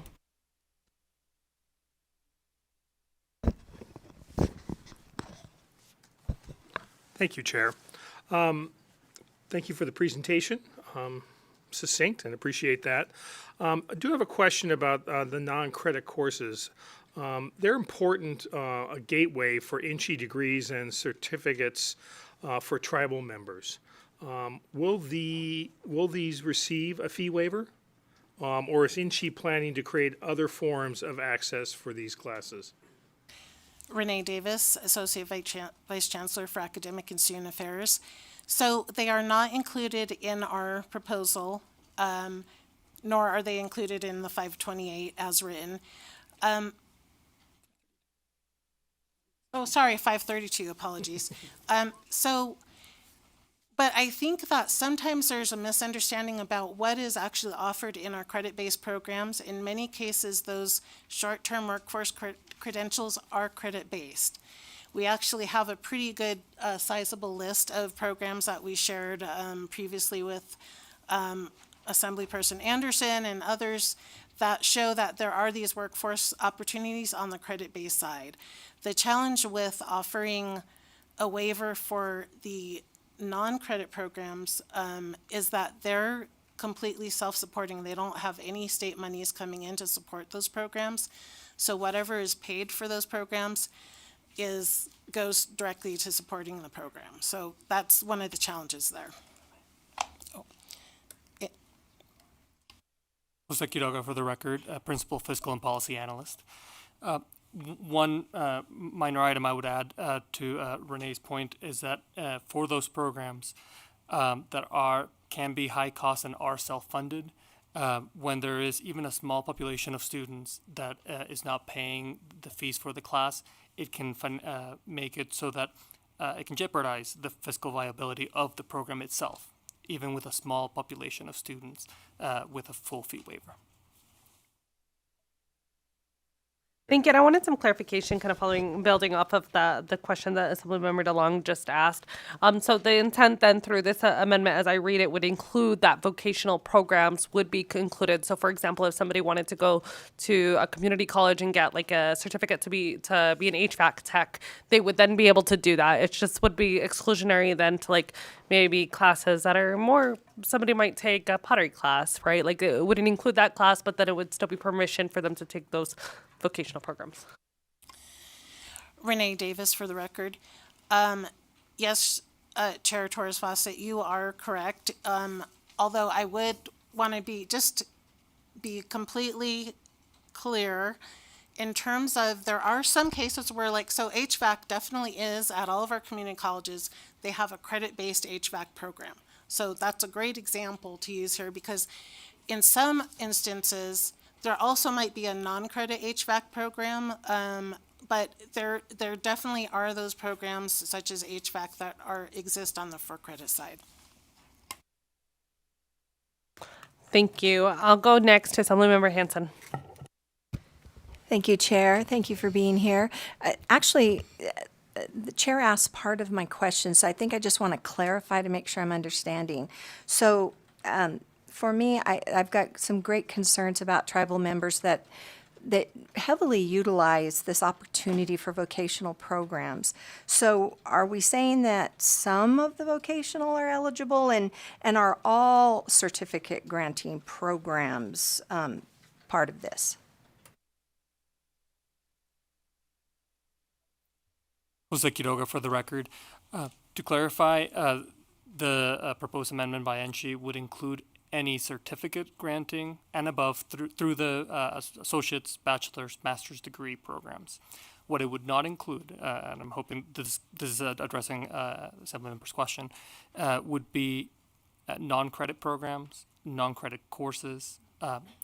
Some of those may be include subjects that could also have a similar but longer certificate granting program. Thank you for that.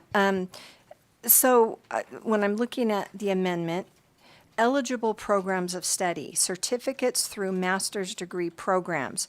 So only master certificates are going to be covered for the waiver? Renee Davis, for the record. So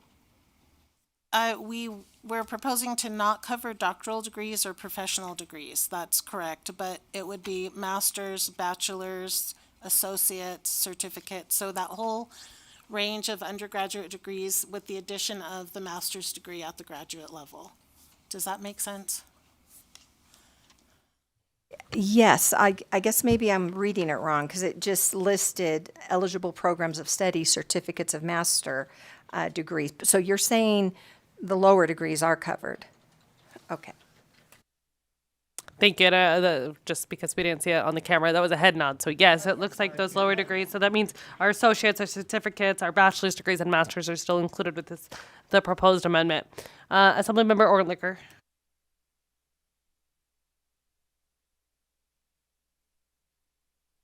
Thank you, Chair, and thank you for working this through. I understand when you were talking about the problem if we deducted from the waiver non-state support. some of that is to go toward living expenses, and we don't want to cut into that. But of course, some people do get support that includes living expenses. Is that too small a thing to worry about? Because then we might get some unnecessary waiver payments. Jose Quiroga for the record. The intent of the amendment here is to, whereas the original provisions of AB 532 would reduce the waiver by all gift aid, the NSHE proposal would only reduce the waiver by state aid. That would allow, especially the Pell Grant, that being the largest gift aid program available to our students, and that goes to the neediest students with the highest financial need. It allows for the waiver to then, for these students, cover the registration fees and other laboratory fees and other mandatory fees, while still allowing the Pell Grant to help pay for their cost of living expenses. But it would reduce the waiver by state aid. We believe that that would be a good kind of middle ground in between the two approaches for the waivers, what is currently in place and provisions of AB 532. I hope that answers the question, but I'd be happy to clarify further. Yeah, no, I understand that perfectly. What I'm worried about, if there are other sources besides Pell Grants that might cover living expenses. I mean, I hear about those kinds of scholarships. Maybe we don't have, are you saying we don't have to worry about that? Or that's what I'm worried. Can we fine tune it a little bit so we don't get the people who, not the Pell Grant people, but who might not need the waiver? Renee Davis for the record.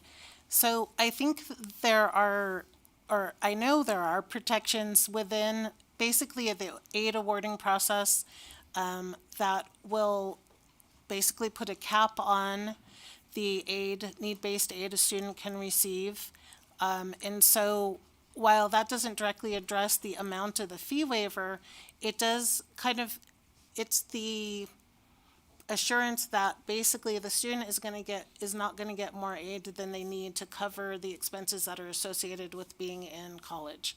So there are some protections in the overall aid processing on the other side, but you're right, it wouldn't impact to the waiver. I mean, this is the closest we could come to not impacting Pell Grant recipients, for example, making it a process that is explainable to students, not making it so complex that it's impossible for families to understand. And so that's, again, like as Jose said, we're trying to figure out the middle ground, leverage state resources, but also not have a negative impact on the neediest students. Thank you. Vice Chair De Silva. Thank you, Chair. And I actually have a lot of questions about this bill. I want to make sure that we touch base here before the next 24 hours. I know we're coming close to a deadline. So in essence, the way that I read it is that this is it going to affect those special categories of students that we have? I know we have tribal students, veterans, there's so many. So you're saying that you're going to consolidate all this into one fee waiver. And so there won't be any more of a special recognition for those categories of students. That's what I'm kind of reading this. And again, I want to get some more of a assessment from you on this. But again, if you could just speak on that. Thank you for that question. Renee Davis for the record. So actually, all of those different categories of waivers will still exist. So there will be a waiver for the National Guard members. There will be a waiver for Native American students. There will be a waiver for the homeless youth. And so those will all exist, and the eligibility for those waiver programs will remain unique to that specific population that it's addressed to. And then what we're talking about bringing parity to would be the other elements. So what is covered? What GPA or what do you need to do to continue to be eligible? And those types of things. So we still have separate waivers, but there's that unifying language at the beginning of the bill that would kind of bring that parity and commonality. And so one of the intents, I think, if we go back to last session, that we talked a lot about was to, as the desire comes from the legislature to add fee waivers or make changes, then it's going to be a lot easier because we're going to have all of the programs under one umbrella. So. Jose Quiroga, for the record, one additional item that I will expand upon, as Renee Davis touched on, this waiver would also expand it to a population that does not currently receive a waiver, and that is our homeless youth. That language is permissive currently in statute, and it would be made mandatory, and the waiver would be created under both the 532 current language and the amended proposal. Thank you. Assemblymember Lewer Hatch. Thank you so much, Chair, and thank you for being here today. So I think I appreciate the intent of trying to streamline and trying to bring everything into one place so that we have clear policies. But I think what I want to make sure we're doing is we are maintaining the rights that we have given to our Native American waiver recipients, because I think that specifically is meant to recognize the systemic and historic wrongs that have been committed against a community, especially given that the NC institutions are literally built on land that belong to tribal members, right? And so my question is just, in what ways is that waiver being reduced for that population? What harms are we potentially perpetuating there? And what is your plan to make sure we're communicating with our tribal members in this process?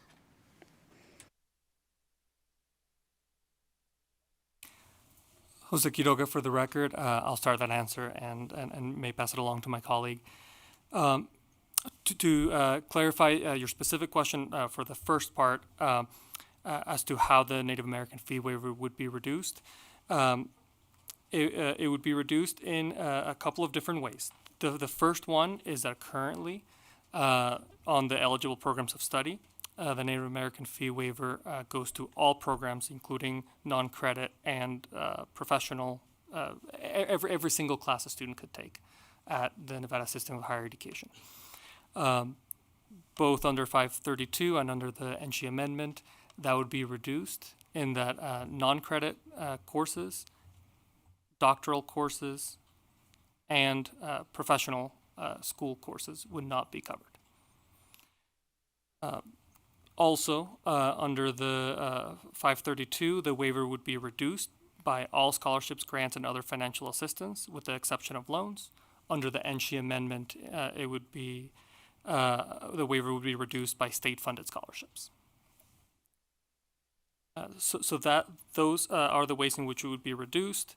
The satisfactory academic program progress change would be more of a change than a reduction. I believe it would lead to more students really being eligible usually. And as to how we would work with our student population, I think we would continue the outreach and dialogue that, although it wasn't able to be there for this amendment because of the time frame, as part of the original implementation of the Native American fee waiver in 2021, after the 2021 session, and after the changes in 2023 that expanded the waiver. NC and all of our institutions worked with our Native and tribal communities in the state to communicate first what the waiver was, how it applied to students, how to apply, and then when there were changes, how that would impact our student populations. So we held open forums as well as had points of contact at each institution and at NC system administration to communicate those changes. So where to go forward, we would commit to continuing and expanding that communication. Thank you so much, Chair. And I know there's a bunch of folks in the room that would be happy to chat with you. Thank you. Assemblymember Hanson. Thank you, Chair, for another opportunity. Again, referring to the amendment, that transition for current waiver recipients, so how you're going to handle that, provided the student remains continuously enrolled at the waiver granting institution. Curious if you're going to maybe have a provision maybe added or considered for an emergency exception For instance, personally, our daughter, we suffered as a family in 2015 a terrible tragedy. My daughter's husband died. She was pregnant. She was going to go to nursing school. She took a semester off.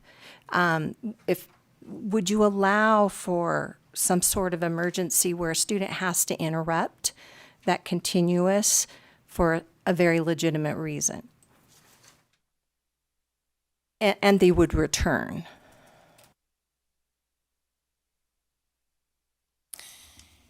Thank you for that question, Renee Davis, for the record. I think as our amendment, a proposed amendment is drafted, it's locked in, but we certainly would be open to drafting it in such a way that there would be opportunities to address extenuating circumstances. In many cases, we do that already for a financial aid program, for example. So that would be a reasonable amendment to our amendment. Thank you. Members, is there any further questions? I apologize. Vice Chair De Silva. Yeah, I have a two-part question. So one, we mentioned about the graduate degrees being academic in focus. So this would, the tuition waivers would essentially cover a master's degree. But then my question is, what about like MBAs or MPAs, which are also like identified in some ways as professional graduate degrees? And my second question is that what percentage of native fee waivers were from Nevada tribes? I don't know if you have that information, but I just wanted to ask. Thank you. Renee Davis for the record. So in terms of the professional degrees and MBAs, we consider that a master's degree, so it would be fundable or covered with the waiver. There is a definition in our proposed amendment that basically is specific to the professional schools, so law, dental, medical. That's one of the suggestions we had along the lines was to add a definition of professional. So, and then I'll let Jose take the second half. Thanks. As to the percentage of the waiver that went to students from a tribe located mainly in Nevada or fully in Nevada, we would have to come back to you with that information. We do not have that in front of us right now. Thank you. That would be interesting to see because obviously Nevada tribal members are probably the most likely to stay in our state, right? And I think the intent of this legislation really is to make sure that we're supporting Nevada's students, right? And that I think is the intention all around with all of the different waivers that have been created. And I think there's a number of them. I know we've honed in on the Native American fee waiver today because I think that's probably where the bulk of our emails are coming from. But I know that there's a number of them that are included. I was interested to know a little bit more about what the impact would be on students in regards to the change to this being like a last dollar scholarship, which I know, and I know many members of this committee are newer, but when we have the last dollar scholarships, that means that all other funding sources would be used first. So I know that it refers to state scholarships, but specifically would like university scholarships be included? So can you kind of explain a little bit more about how that last dollar works?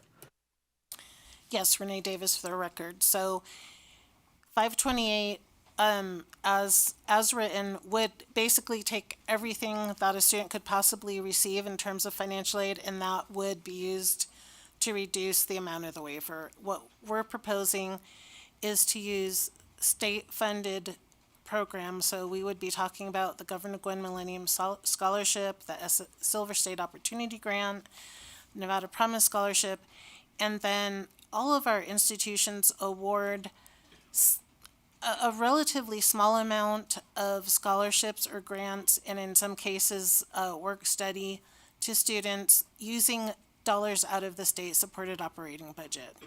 So again, we're trying to focus in on the state dollars and leverage those in terms of the cost of the waiver. So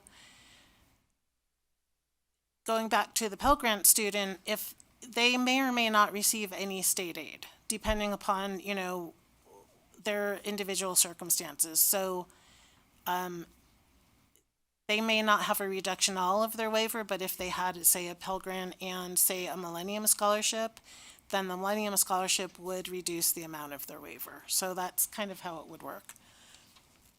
And is there any portion of that that is set aside for the cost of books or housing? And obviously the institutions have housing, some of them, but not all of them. So is there any portion that would be available with this last dollar model so that they could then use for those costs that students have? Thank you for that question. And in the 528 is written no. It basically, it's just if the aid is more than the waiver, then there's no waiver. In the proposal that we have, yes, there could potentially be some aid left, but it wouldn't be the state aid that would be left. It would be other sources of aid. So it could be they got an institutional scholarship or they got other types of federal aid. So they would, but it's going to be case by case for each student, honestly.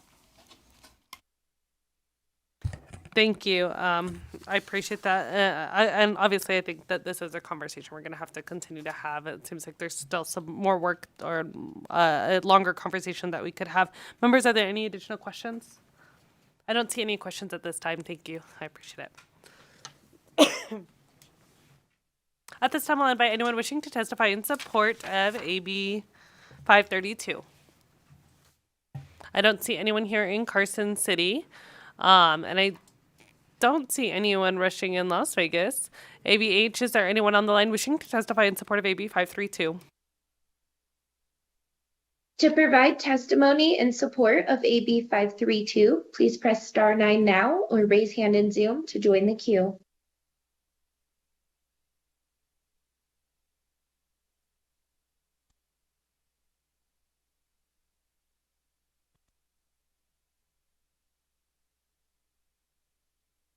I apologize. I oppose this, and I will wait to give my testimony. Thank you.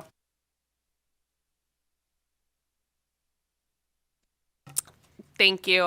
So at this time, what we are going to do, and I'm just going to let members know because this might be a longer hearing than what I usually do, but in the effort of making sure that voices are heard, and obviously based off of the conversations that we've had and the emails that we're getting, I do want to make sure that every member of the community is able to have their voice heard. So I am not having time limits in support or opposition.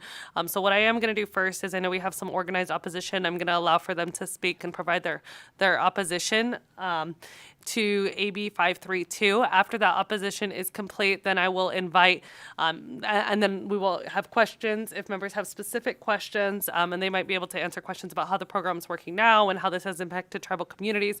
After that organized opposition is done, I will invite the members of the public to come and testify in opposition as well so that you can have your 2 minutes as well. So we'll go ahead and invite that organized opposition. Thank you, Mr. Oseguera and team, for reaching out early so that we could make sure this was organized. Thank you. And I apologize. Did I have one more caller in support of AB 532? Yes, Chair, just one moment.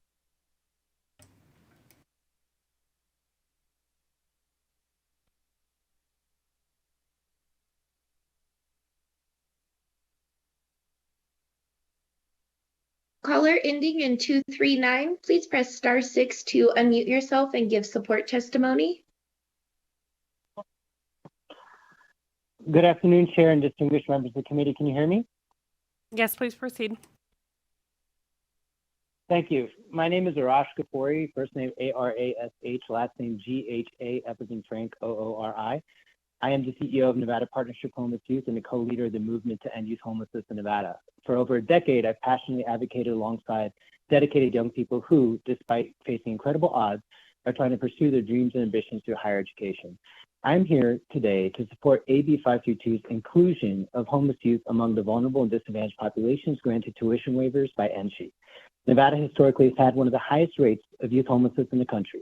For young people experiencing homelessness, higher education isn't simply a matter of personal ambition. It's often their only reliable pathway out of poverty and homelessness into stable, successful adulthood. A UNLV study found a major disparity in the rates of homeless youth participation in higher education in our local systems compared to their peers. Only 6 to 8% of college-age homeless youth identified in Southern Nevada participate in higher ed, compared to over 50% of all youth, and even compared to roughly 40% of youth living in poverty. This legislative body has long supported higher ed access for homeless youth. In 2019, we passed AB 461, encouraging NSHE to create tuition waivers for these youth. Last session, NPHY advocated for AB 217 to strengthen access and provide additional supports. This session, through AB 397, we aim to ensure NC fulfills their vision from 2019 by requiring tuition waivers. We have collaborated closely with NC and are excited to support AB 532's explicit inclusion of homeless youth in NC's standardized waiver structure, aligning directly with these longstanding efforts. I urge you to support the inclusion of homeless youth and the disadvantaged individuals granted entry tuition waivers. Together, we can ensure Nevada's most vulnerable young people have the educational opportunities they need and deserve, benefiting not only these courageous youth, but strengthening the fabric of our entire state. Thank you for your consideration, your work on this important committee, and your unwavering commitment to Nevada's young people. Thank you. Thank you. At this time, we'll go ahead and go to opposition of AB 532. Go ahead and begin when you're ready. Thank you. Excuse me. Thank you, and good afternoon, Chair Torres Fawcett, Vice Chair De Silva, and members of the committee. I'm John Oseguera with Strategies 360. That's JOHNOCEGUERA. Today, representing the Reno Sparks Indian Colony, the Las Vegas Paiute Tribe, and the Elko Band, in opposition to AB 532. I'm a proud citizen of the Walker River Paiute Nation. Additionally, at one time or another, I've attended almost every NC institution in this great state, except for Great Basin College and Nevada State University. I'm a big supporter and a believer in higher education. I have 5 college degrees from NC institutions, but to say that I'm disappointed with NC system right now would be an understatement. First, I want to say that I understand the financial situation the state is facing. Having been one of the leaders of this body during the 7, 9, and 11 sessions, I might just have about as much knowledge of the potential financial hardships that you face as anyone in this building. And that being said, no one from NC approached any tribe or myself regarding this bill. The members of this body have worked consistently with tribes and made it clear that tribes shall be consulted with. That hasn't happened in this case. It is also well known that my firm worked on this bill in 2021 and 23, and it's also well known that I represent many tribes. I'm in this building almost every day. I'm not hard to track down. Regardless, here are the issues the tribes that I represent have issues with. The proponents of this bill said that they only wanted to make a consistent approach to all fee waivers. Madam Chair, tribes are unique and face unique challenges. The federal government has a legal obligation to tribes. That obligation is to protect tribal treaty rights, land, assets, and resources. In fact, the Supreme Court has stated that there are not only legal duties, but moral obligations. Madam Chair, I believe it is the state and thus NC's moral obligation to remove barriers to education for tribal members rather than creating obstacles as this bill does. In 2023, we fought hard to make sure that the NC waiver was the first dollar awarded to students, not the last. This bill tries to remove that policy. The reason was simple. Native American students not only face financial hardships to get an education, but also to live. By placing the waiver last in order, students will no longer be able to use other scholarships or grants for basic living needs like food and shelter as they do now. Satisfactory academic progress. At first, when I looked at that, I said, well, that seems innocuous. However, given more research, it appears that that standard is actually more difficult and has more requirements than the standard to just maintain a 2.0 GPA, excluding doctors, lawyers, dentists, and other professional degrees. Why would we not want Native Americans to be able to attain those professional degrees? One of the main goals of this waiver in the first place was to try and encourage Native American students to not only pursue higher education, but to come back to their communities and reservations and provide services. Some of the services that are most lacking are those professional services this bill tends to eliminate. Dual credit.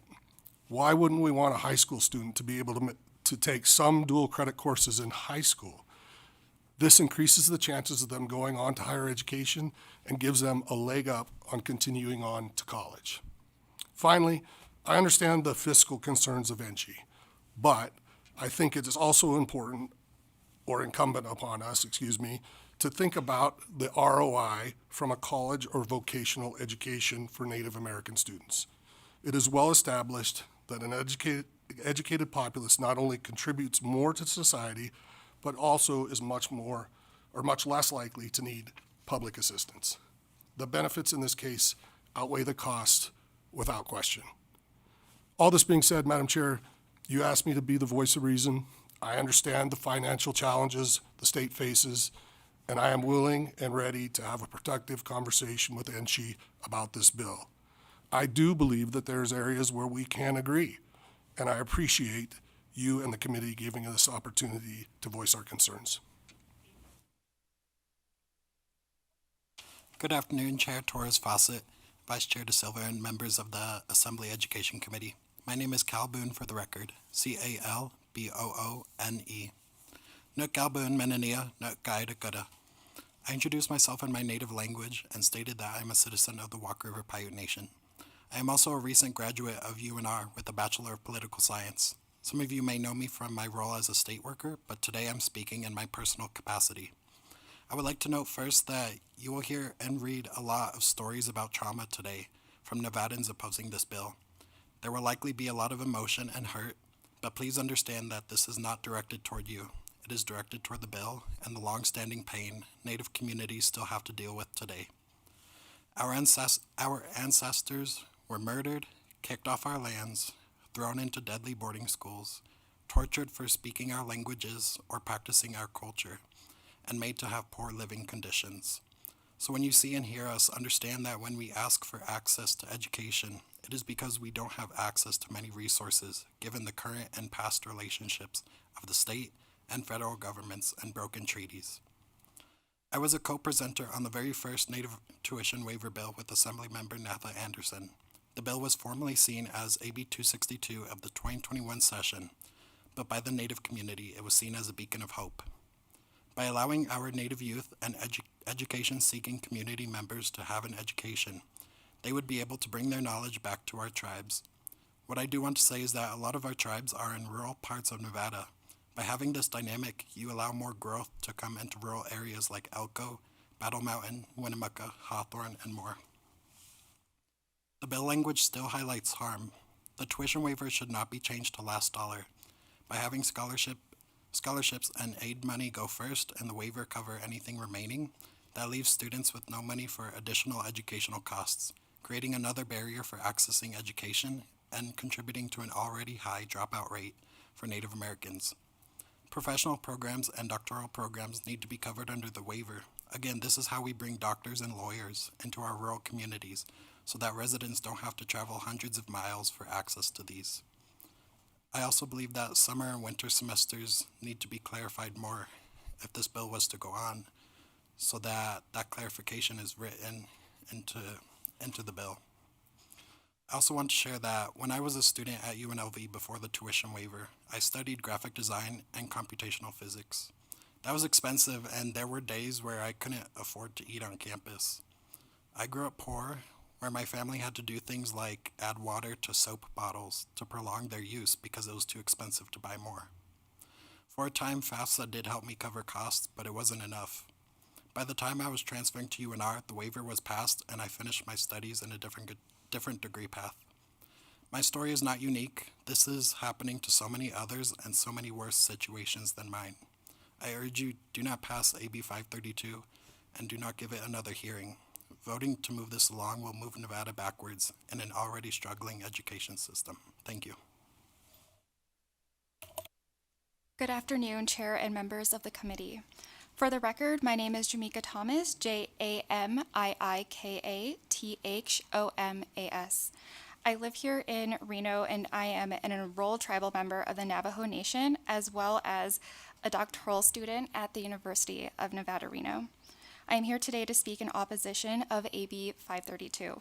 I oppose AB 532 for a number of reasons specifically related to the Native American fee waiver.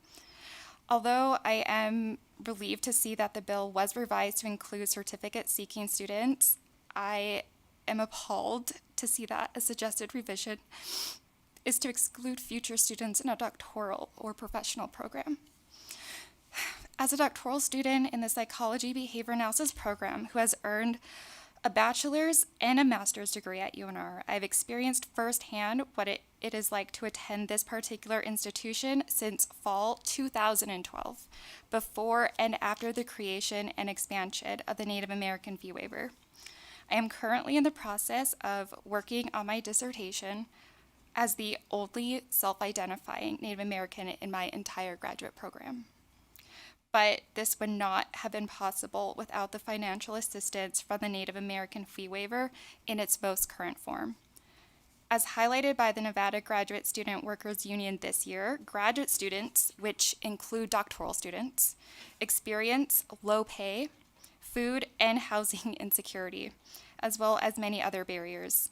This speaks to another point of opposition, which is turning the fee waiver from a first dollar to last dollar fee waiver, thus limiting the financial resources to afford the actual cost of living here in the state of Nevada. Taken together, amendments and revisions. I'm sorry. I'm gonna have to have you pause because I'm not. We have to check in on the internet. 1 moment, please. 1 minute recess.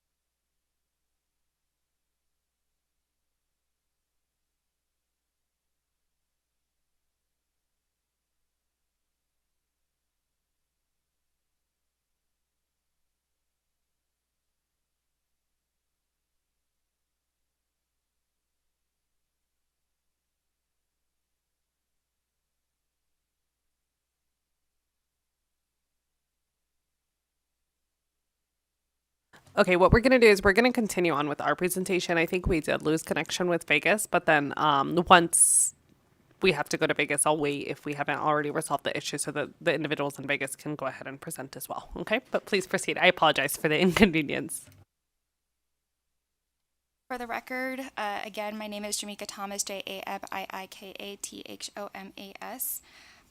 Beginning where I left off, taking together these amendments and revisions such as these will have a devastating impact on American Indian students who currently account for less than 1% of all post-secondary enrollment. I urge the committee to oppose this bill. Thank you for your time. Thank you. You almost made it through the rest of the remarks. I apologize. I didn't know how close you were to over. At this time, I'll invite any questions from committee members. Members, do you have any questions? I don't think there's any at this time. Thank you so much. I appreciate it. We will continue on with those wishing to testify in opposition to AB 532. At this time, I will time speakers, so every speaker will receive up to 2 minutes. There is a timer there if you need to glance at it to see how much more time you have. Please make sure you state and spell your name for the record. When you're ready, you guys can fill up the seats.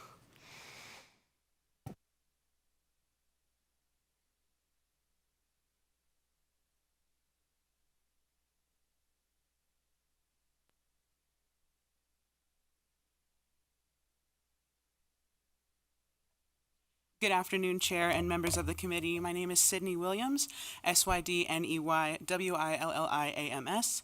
I'm a proud member of the Walker River Paiute Tribe and an undergraduate student at the University of Nevada, Reno. I want to highlight the importance of the waiver for professional programs and classes that are not under a degree program. As many of you know, Carson City is the home of Stewart Indian School, now the Stewart Indian School Cultural Center and Museum. This is the site where a multitude of Indigenous children had their culture stripped from them. It was a common practice for a student to be beaten for speaking their native language in place of English. Indigenous children who were taken from their families grew up to be ashamed of their culture, meaning that many of them never learned the language. At UNR, they offer a Paiute class which is taught by an elder from Pyramid Lake. My people now have the opportunity to learn their language once more, but for many it is only due to this fee waiver. By taking the opportunity away, children of our ancestors who have been beaten and abused will no longer have the chance to learn their language, and it will be a major setback in our cultural healing process. In my academic journey, I've often flirted with the idea of attending law school, and once the fever was put in place, those dreams became much more real. The window of opportunity grew, and I began to think that I could be capable of bigger things. However, this fee waiver would likely be the only way that I would be able to attend. There are a multitude of other students in my same position who have had their aspirations hanging in the balance. Please, as a student who has utilized this fee waiver, I wish for the committee to oppose AB 532. Thank you.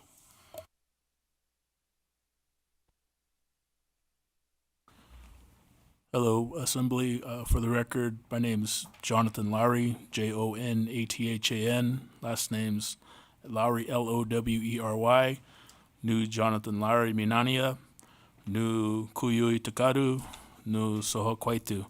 So in my language, Northern Paiute, I just introduced myself. My name's Jonathan Lowry. I am Kuyui Takata from Sutcliffe, Nevada, and I live in Sutcliffe, Nevada. I'm a current student at University of Nevada, Reno. I've been going through NSHE institutions for the last 4 or 5 years, TMCC to UNR. My goal is to get a bachelor's in sociology and also try to become a licensed alcohol drug abuse counselor and to go back to my home and help heal our people.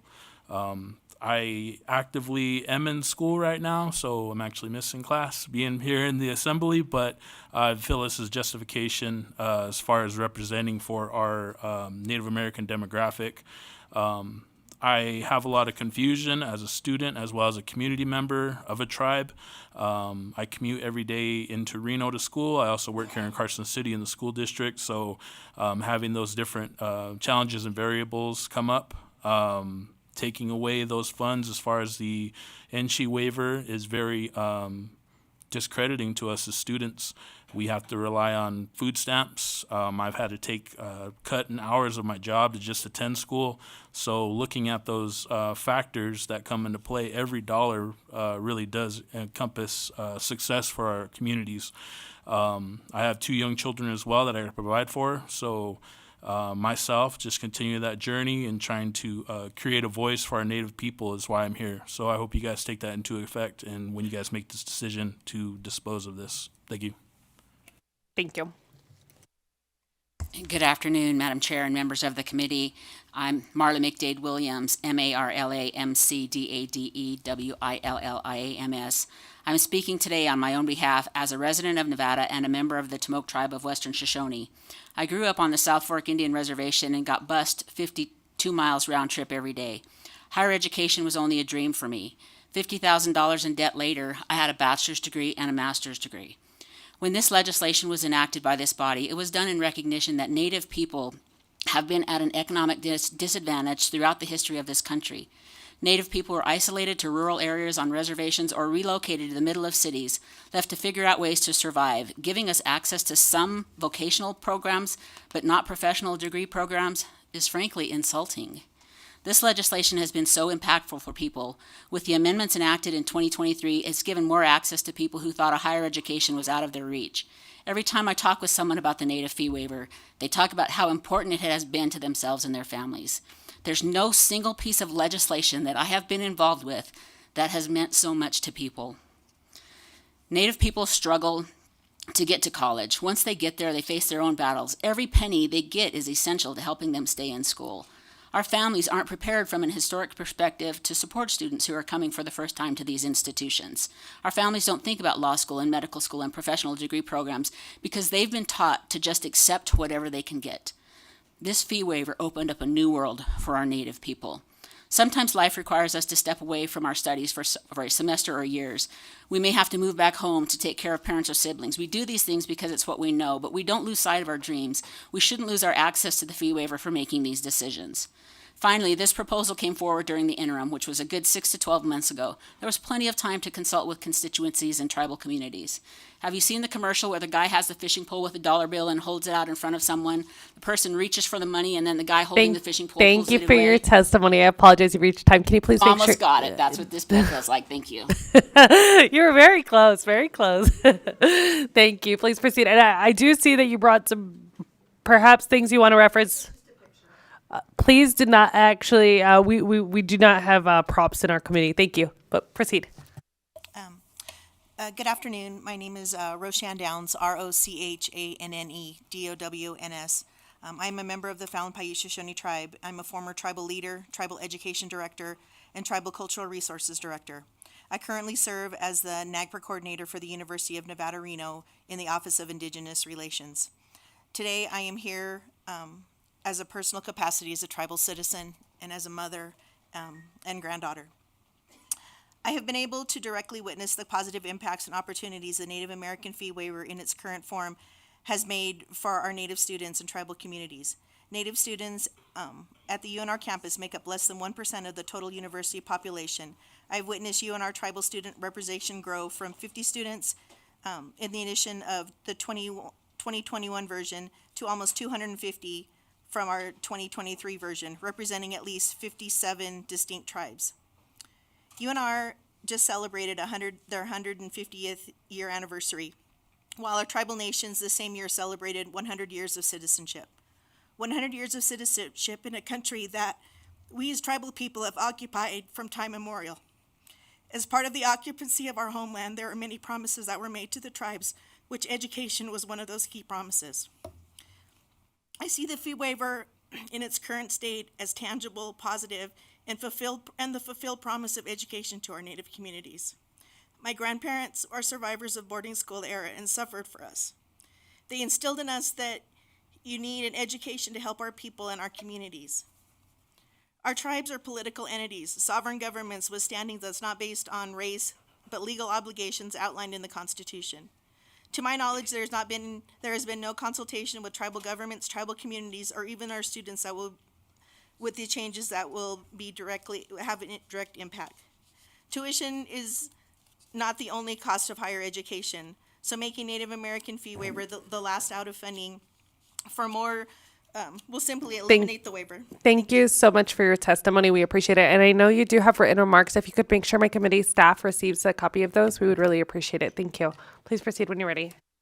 Good day, everybody. Assembly of Education. So, my name's Thurman Roberts, THURMAN ROBERTS, and I'm an enrolled Washoe tribal member who grew up in northern Nevada and lived most of my life here.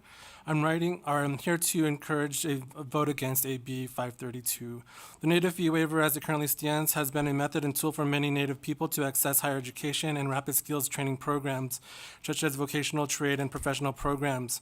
That is evident by the large number of certificates given during the most recent availability of the fee waiver as it currently stands. And we do know that NSHE has been tasked with producing highly skilled and certified people. The large number of companies and companies committing to moving to Nevada demand this, and it is a heavy lift. Removing vocational and certificate programs, non-credit from the fee waiver prevents NSHE from actually meeting that demand. Not only are these programs often designed in response to industry demands, but they also provide entry or re-entry into the workforce for a large number of Native people. Limiting the programs eligible for the fee waiver significantly impacts the fiscal growth of Nevada's future economy. I implore NSHE and to be more inventive on how our higher education system is funded. Old funding formulas no longer meet the realities of the communities in Nevada or the industries of NSHE itself.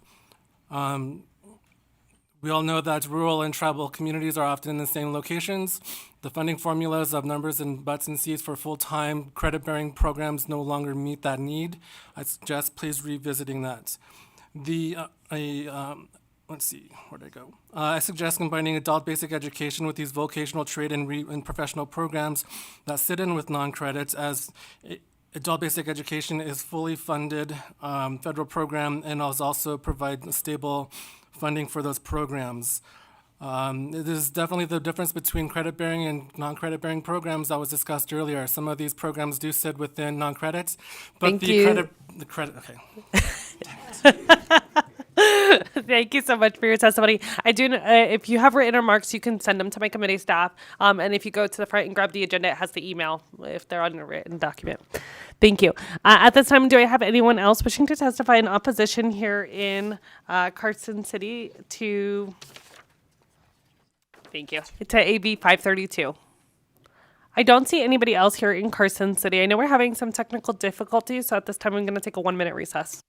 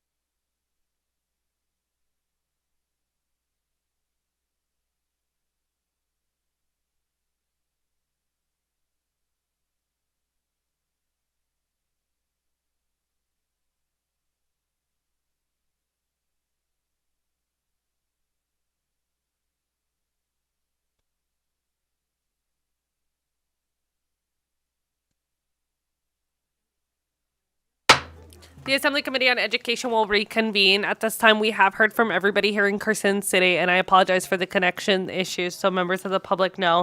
I will remind the public that we may have committee members that have to step out for bill presentations or work sessions in other committees at this time. There's a lot going on. It's deadline week, but I think it's important that we continue to have this conversation. So please, if you see members step out, do not take this as a sign of disrespect. We just have a lot going on with the deadline being tomorrow. So members may have to leave the room. At this time, we'll go ahead and go to Las Vegas. Please begin when you're ready. Please don't forget to state and spell your name. My name is Tammy Tiger, Tammitiger. Halito Chukashukba, so Chifayat Tammy Tiger, Chattesia. Good afternoon. I greet you all with a good heart. I'm a citizen of Choctaw Nation and resident of Nevada for over 35 years. As a prospective PhD student, I am here to testify in opposition of AB 532 as it's currently written. Recently, I decided to pursue my PhD for 3 reasons. The first, I would be the first person in my entire family to attain a PhD. Number 2, there are very few tribal academic faculty in the NSHE system. And third, I have found 0 Native American-led research in the area I was intending to study. In fact, if I start in 2026, I would be the very first tribal PhD student in UNLV College of Hospitality. I'm almost done paying off my loans for my master's degree, which I earned while my son was in college. Having the fee waiver available to help me seek a PhD is a major consideration. I understand how imperative it is to have the funding to cover these waivers, and I implore you to find a way to include these waivers in the budget. They are desperately needed by the small population of people they serve. And at a minimum, I ask that you exclude the Native American fee waiver from these changes until there is appropriate tribal consultation on the qualitative impact to our tribal communities. The last dollar application is detrimental to their ability to attend and will negatively impact already low enrollment. Thank you. Thank you. At this time, do I have anyone else in Las Vegas wishing to testify in opposition to AB 532? I don't see anyone else in Las Vegas. AVH, is there anyone on the line wishing to testify in opposition to AB 532? Thank you, Chair. If you would like to provide testimony in opposition to Assembly Bill 532, please press star 9 or raise hand within Zoom to join the queue.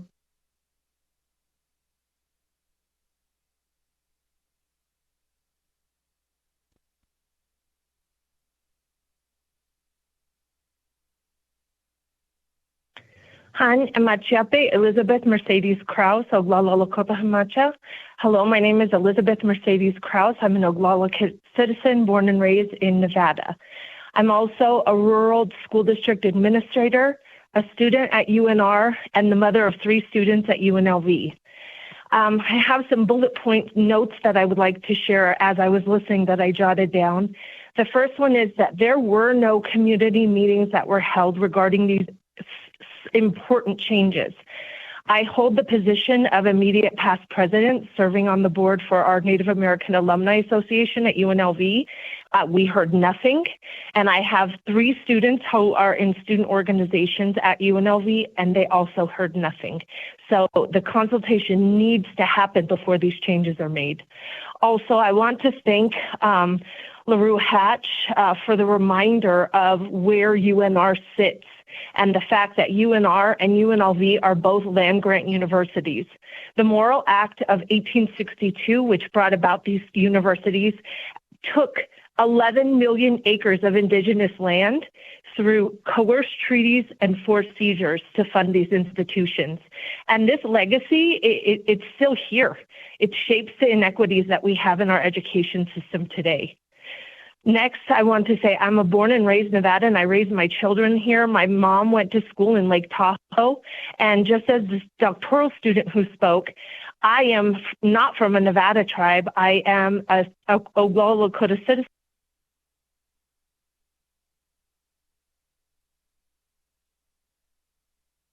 Looks like there were technical difficulties. If we're not able to get the caller back, we can go to the next caller.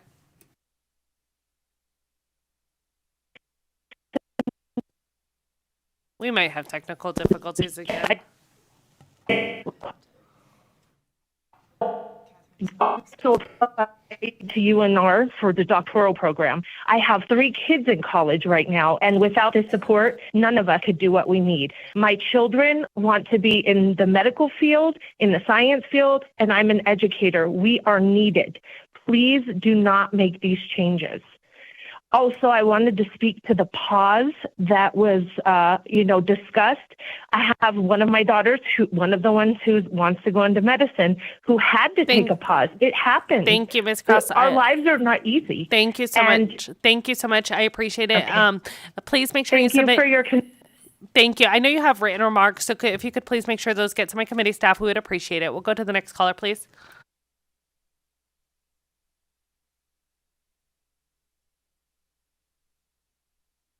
Hello, can you hear me? Yes, please proceed. Thank you. Thank you, members of the Assembly. For the record, my name is Kat Furman, K-A-T, F as in Frank, U-R-M-A-N.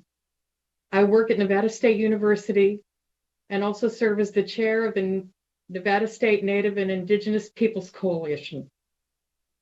I'm speaking today to oppose this amendment in AB 532. Reducing waiver dollars or making waivers last dollar is just one more way of attempting to make our Native American population disappear by denying them every available opportunity of obtaining a higher education. If the bill passes with this language intact, Nevada can add it to the enduring and shameful history of land grabs, treaty breaking, and obliteration of tribal cultures across the country since Europeans first settled here. Since our institutions in Nevada operate on traditional tribal lands, it's unconscionable that the legislature would stand in the way of our Native population's aspirations to gain a higher education. The waiver should not be last dollar with all other funding exhausted first, nor should the waiver be reduced, which is essentially the same thing. Indigenous learners deserve every option possible to obtain funding for higher education without going into crushing debt. This is not an equitable solution.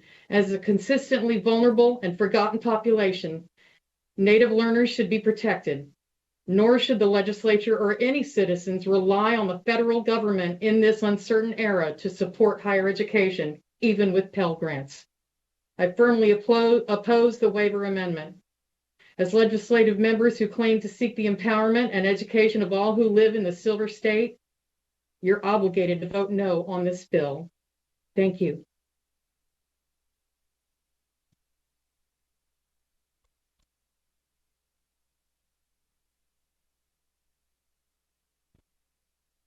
Greetings, Assembly members. Today I would like to share my opposition of AB 532.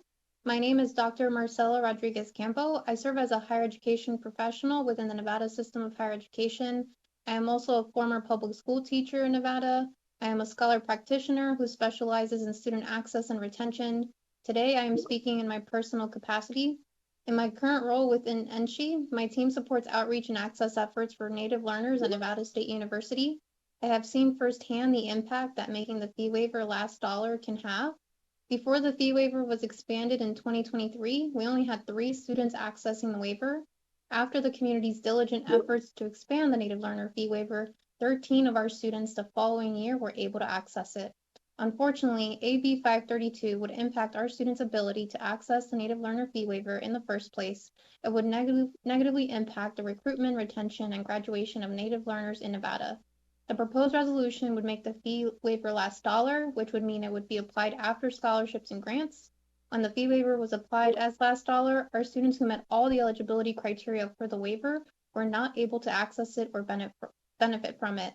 Last dollar would make it so that students would likely not receive a refund on scholarships and grants to address educational expenses beyond tuition. I know from working with Native learners that our students often commute or move cities to attend college or are from rural communities, which means that access to scholarships and grants to address housing and transportation costs are a significant barrier for students. Our students need this waiver to be applied as first dollar in order to properly respond to the needs of Native learners. Additionally, this resolution would no longer apply to trade, vocational, and professional programs, which directly benefit Native communities and help uplift the specific needs that Native communities need. Overwhelmingly, this resolution is opposed by the community, as is evident from the folks you have heard from today and the almost 60 other opinions that have submitted online. I echo the concerns expressed by Thank you so tribal much for your communities today. testimony. At this time, you have hit your 2 minutes. Please make sure you submit your written remarks to the committee. Thank you.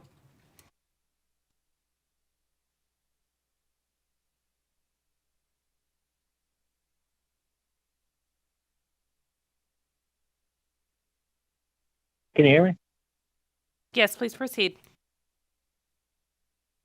Oh, hey, G. For the record, this is Terrell Smokey, Serrellsmokey. I'm the chairman of the Washoe Tribe of Nevada and California. I'm also the president of the Intertribal Council of Nevada, representing all 28 tribes.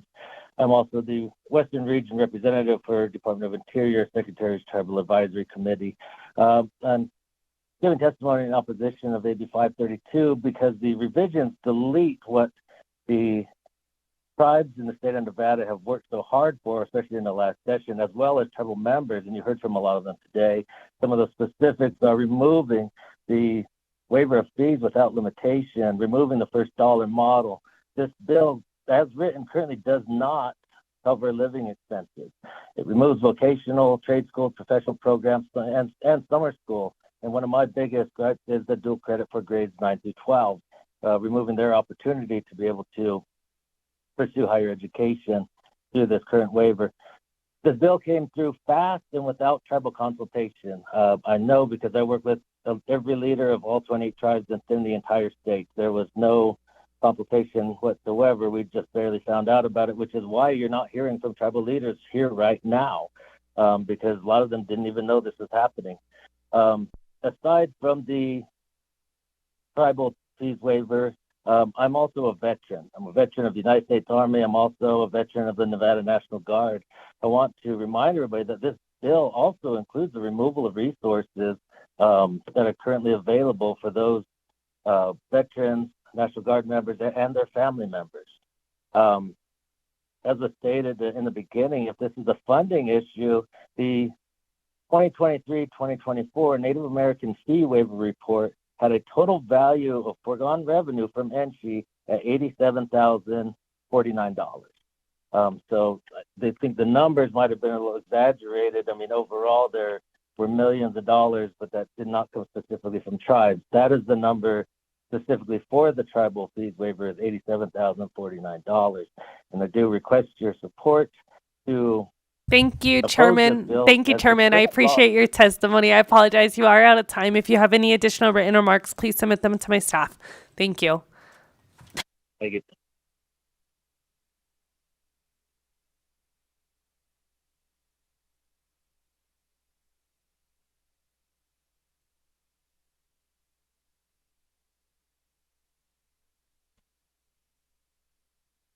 Caller ending in 331, please press *6 to unmute yourself and begin when ready.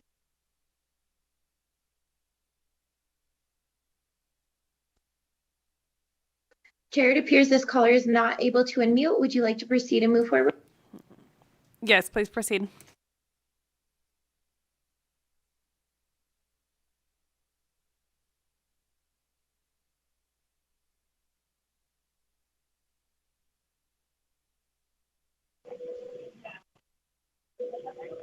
Good afternoon, Chair and members of the committee. My name is Andrea Martinez.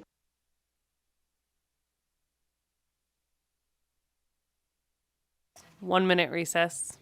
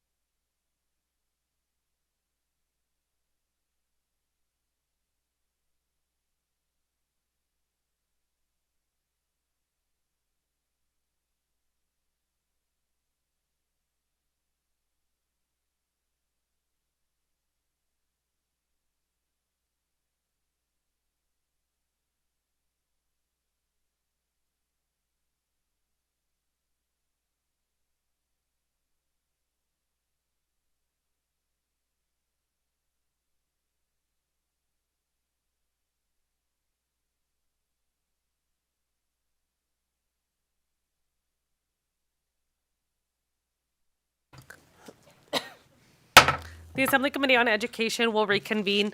I do apologize for the technical issues, especially it being deadline week. Unfortunately, right now, I'm not sure how much longer it will be, and I don't think it's fair to my staff or the members of the public that are here for this hearing to continue to prolong this hearing. I do want to say that we understand, I think, where the opposition is coming from. We have received a number of letters that our committee will review, and that I know that NSHE will review as well. And I think that we are very appreciative to the opposition for joining us today and making sure that they shared their concerns at this piece of legislation. And what I can tell you right now is we hear you. And we really do appreciate you coming to testify today. At this time, with the technical issues that we are having, if anybody is able to, that wish to testify, was unable to testify today, please make sure that you submit your written remarks to my committee staff. For convenience, I'll make sure you have the email, which is asmed@asm.state.nv.us, and it's at the bottom of our agenda. So if you were not able to testify today in person, please make sure, or on the phone, please make sure you submit your written remarks to my committee.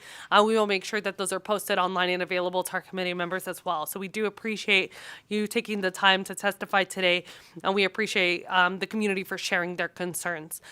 So with that, we will go ahead and I don't think that the presenters have any closing remarks, so we'll go ahead and close the hearing on, we do have to go to neutral. So at this time, I'll go ahead and move to neutral. Please begin when you're ready.